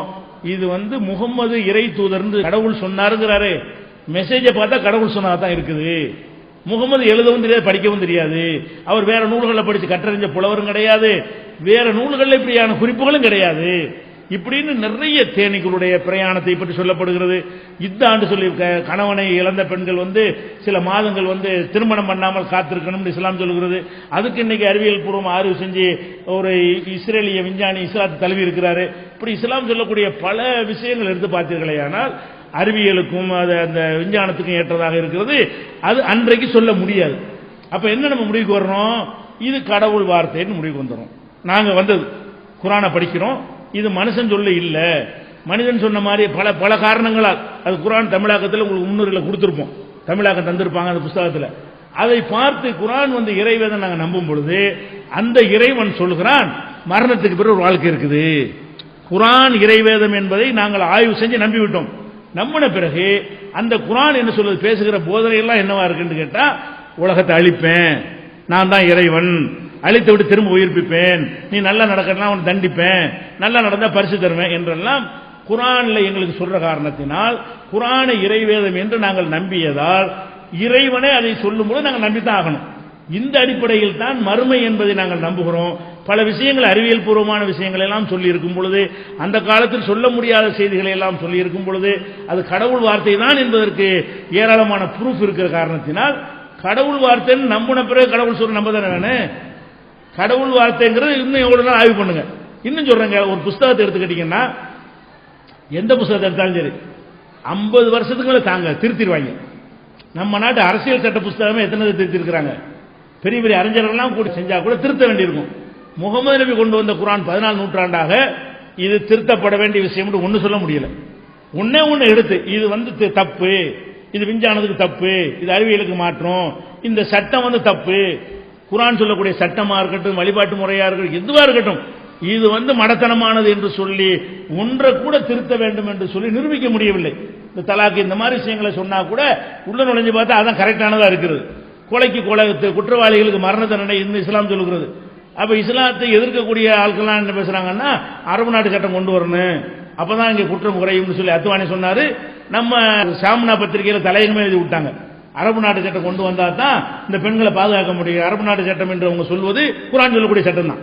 அப்ப இந்த குர்ஆனுடைய சட்டங்களா இருந்தாலும் இன்னைக்கு தேவைன்னு ஒத்துக்கிறாங்க, அதனுடைய தத்துவங்கள் தேவைன்னு ஒத்துக்கிறாங்க. 14 நூற்றாண்டா ஒரு புஸ்தகம் திருத்தத்துக்கு தேவையில்லாம இருக்குது என்று சொன்னால் மனித புஸ்தகமா இருக்க முடியாது. மனித புஸ்தகம்னா திருத்தி ஆகணும். 1000 பேர் சேர்ந்து நீங்க எழுதினாலும் சரி 50 வருஷம் தாக்கு பிடிக்காது. ஏன்? நம்ம காலத்துக்கு தகுந்த மாதிரி தான் நம்ம எழுதியிருப்போம். நம்ம காலத்து அறிவை கொண்டு உள்ள விஷயத்தான் எழுதியிருப்போம். இறைவனாக இருந்தால் காலம் கடந்து உள்ள உண்மைகள் அறிந்தவனா இருக்கணும், அதுக்கேற்ற மாதிரி அந்த புஸ்தகம் இருக்கும். இப்படி பல காரணங்கள் இருக்கு. குர்ஆன் இறைவேதம் தான் என்று தமிழாக்கத்தில் ஒரு முன்னுரை போட்டிருக்க அந்த ஆர்டிகல் படித்தாலேயே உங்களுக்கு தெளிவாக விளங்கிவிடும். குர்ஆனை நம்பியதால், குர்ஆன் மறுமையை சொல்வதால் நாங்கள் மறுமை வாழ்க்கை நம்புகிறோம். என் பேர் தீபா. நான் லேடிஸ் முஸ்லீம்ஸ்ல புர்கா போடுறாங்க. இப்போ நான் முஸ்லீமா மாறணும்னா அது கம்பல்சரியா போடணுமா? இப்போ முஸ்லீம்ஸ் சின்ன வயசுல இருந்தே போடுறதுனால அவங்களுக்கு அது பழக்கமாயிடுது. இப்போ புதுசா நான் மாறும்போது அதை போடும்போது என்னால கம்ஃபர்டபுளா ஃபீல் பண்ண முடியாது. அது கம்பல்சரியா போட்டே ஆகணுமா? அதாவது பெண்களுடைய ஆடை சம்பந்தமா கேட்கிறாங்க. பெண்களுடைய புர்காண்டு பெண்கள்லாம் முஸ்லீம் பெண்கள் அணிகிறத பாக்குறீங்க இல்லையா? இதுதான் இஸ்லாமிய ஆடை என்று அது சரியான ஒரு கோணத்தில் புரிந்து கொள்ளப்படவில்லை. ஒரு கருப்பு கலர்ல இப்படி போத்திக் கொள்வதுதான் புர்கா, அல்லது வெள்ளை கலர்ல போத்திக்கிறதா அப்படின்ற மாதிரி தான் மக்கள் விளங்குறாங்க. முஸ்லீம்களுடைய பழக்கத்தை பார்த்து நம்புகிறார்கள். இஸ்லாம் என்ன சொல்லுதுன்னு கேட்டா, பெண்கள் அணிகிற ஒரு ஆடை முகம் கையை தவிர மற்றவைகளை மறைக்கும் விதமாக இருக்க வேண்டும். அது கருப்பா இருக்கட்டும், வெள்ளையா இருக்கட்டும், என்னவா வேண்டாலும் இருந்துட்டு போகுது. அது சுடிதாரா இருக்கட்டும், என்னவா இருந்துட்டு போகுது. அந்த சகோதரி போட்டிருக்கிறது கூட அது புர்கா தான். தலையில உள்ள தலையை மட்டும் கொஞ்சம் மறைச்சுக்கிட்டாங்கன்னு சொன்னா அதுவே புர்கா தான். புர்கா என்று நம்ம என்ன விளங்கிட்டு இருக்கோம்னு கேட்டா, ஒரு கருப்பு வண்ணம், குறிப்பிட்ட நிறத்தில், குறிப்பிட்ட ஒரு டைப்பில் இருக்கிறது தான் புர்கான்னு விளங்கிட்டு இருக்கிறோம். அப்படி கிடையாது. இந்த மாதிரியான ட்ரெஸ் எல்லாம் நபிகள் நாயகம் காலத்தில் கிடையாது. நமக்கு சொல்லப்பட்ட விஷயம் என்னன்னு கேட்டா, பெண்கள் ஆண்களால் ரொம்ப தொல்லைக்கு உள்ளாக்கப்படுவதற்கு அவங்களுடைய உடை அமைப்பு ஒரு முக்கிய காரணமாக இருக்கிறது. அதனால என்ன செய்யுங்கன்னு கேட்டா, வெளி உலகத்தில் செயல்படுவதற்கு முகம் தெரிய வேண்டும். அது மாதிரி கை இருந்தாலும் செயல்பட முடியும். இதை வைத்து மற்றதை நீங்கள் மறைத்துக் கொண்டு வெளியே வீட்டுக்குள்ள இருந்துட்டு போங்க. வெளி உலகத்துக்கு வரும் பொழுது அந்நிய ஆண்கள் என்ன மாதிரி பார்க்கறான் நமக்கே தெரிகிறது. எங்கெல்லாம் அவனுடைய பார்வையெல்லாம் ஊடுரும்னு தெரிகிறது.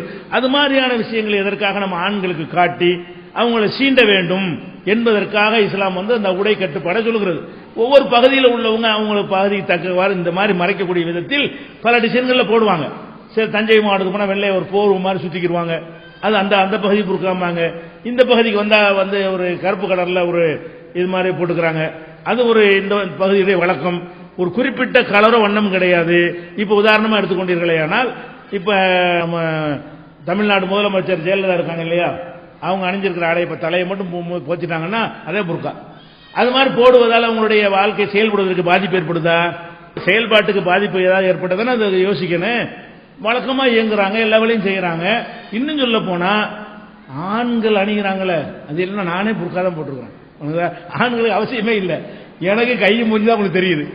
ஒரு ஆண்களுக்கு அது தேவையில்லாமல் இருந்து கூட எல்லா ஆண்களையும் பாருங்க, ஆண்களை பொறுத்த வரைக்கும் கை முகத்தை தவிர அனைத்தையும் மறைத்தவர்களா இருக்கிறாங்க. அப்படி இருந்து அவர்களால் பிரகாசிக்க முடியாம இருக்கிறதா? ஆண்கள் யாருமே என்ன செய்யல, முதுகுல சட்டைக்கு ஜன்னல் வைக்க மாட்டாங்க. ஆண்கள் வச்சா தப்பே கிடையாது. ஆனா ஆம்பளை சட்டைக்கு ஜன்னல் இருக்கா? இல்ல. ஆம்பளை யாராவது பைத்த தொப்புல காட்டுறாங்களா இடையில மட்டும்? ஆம்பளை காட்டுறது இல்ல. ஆம்பளை காட்டினா தப்பே கிடையாது.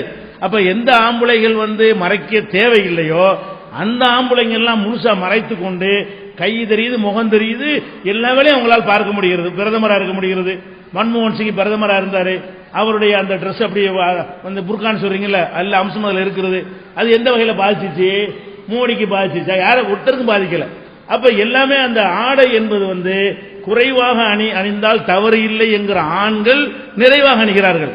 குறைவாக அணிந்தால் பாதிப்பு என்கிற உடலமைப்பு பெற்ற பெண்கள் குறைவாக அணிகிறாங்க. ஏன் இப்படி பண்றாங்க? பெண்களை போக பொருளாக விளையாட்டு கூட எடுத்துக்கிறங்க. ஒரு குறிப்பிட்ட விளையாட்டு, அதுல ஒரு டென்னிஸ் விளையாட்டுன்னு வைங்களேன், ஆம்பளைக்கு முக்காடு அவசரம் போடுவான், பொம்பளைக்கு ஜட்டி தெரிகிற மாதிரி போடுவான். அட ஒரே விளையாட்டு ரெண்டு பேரும் விளையாடுறாங்க. ஆம்பளைக்கு போடும்போது ஒரு டைப்பா போடுறான், பொம்பளைக்கு ஏன் அப்படி போடுற? அது ஒரே மாதிரியாவது குறைஞ்சபட்சம் போடணுமா இல்லையா?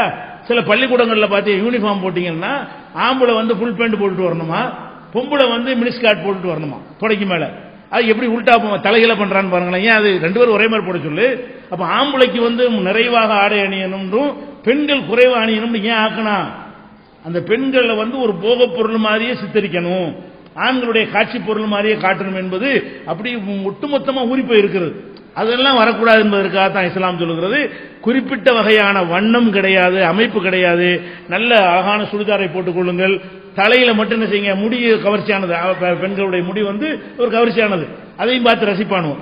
அதுக்கு தகுந்தவாறு ஒரு துணியை போட்டுக் கொண்டீர்களே ஆனால் அதுக்கு பேர் தான் புர்கா. இது எந்த வகையிலும் உங்களுடைய வாழ்க்கை முன்னேற்றத்தை என்ன செய்யாது, பாதிக்காது. முஸ்லீமா வாழ்வதற்கு தடையா இருக்காது. உங்களுக்கு தொழுவதற்கு தடையில்லை, அந்த ஆடையை போட்டு தொழுகலாம், வெளியில போகலாம். குறிப்பிட்ட வண்ணம் என்பது ஊரில் ஏற்பட்ட ஒரு பழக்கம், அதுதான் சட்டம் என்று கிடையாது. அது போட்டா ஈஸியா இருக்கும், மாட்டு போயிருவாங்க ஒரு ஏரியா, அதுக்காக செய்கிறார்களே தவிர அது இந்த கலர் தான் போடணுங்கிறது கிடையாது. இஸ்லாத்தை ஏற்றுக்கொண்டு நீங்கள் இந்த கண்டிஷனை கடைபிடித்தால் போதும், அது சிரமமா இருக்காது. Allah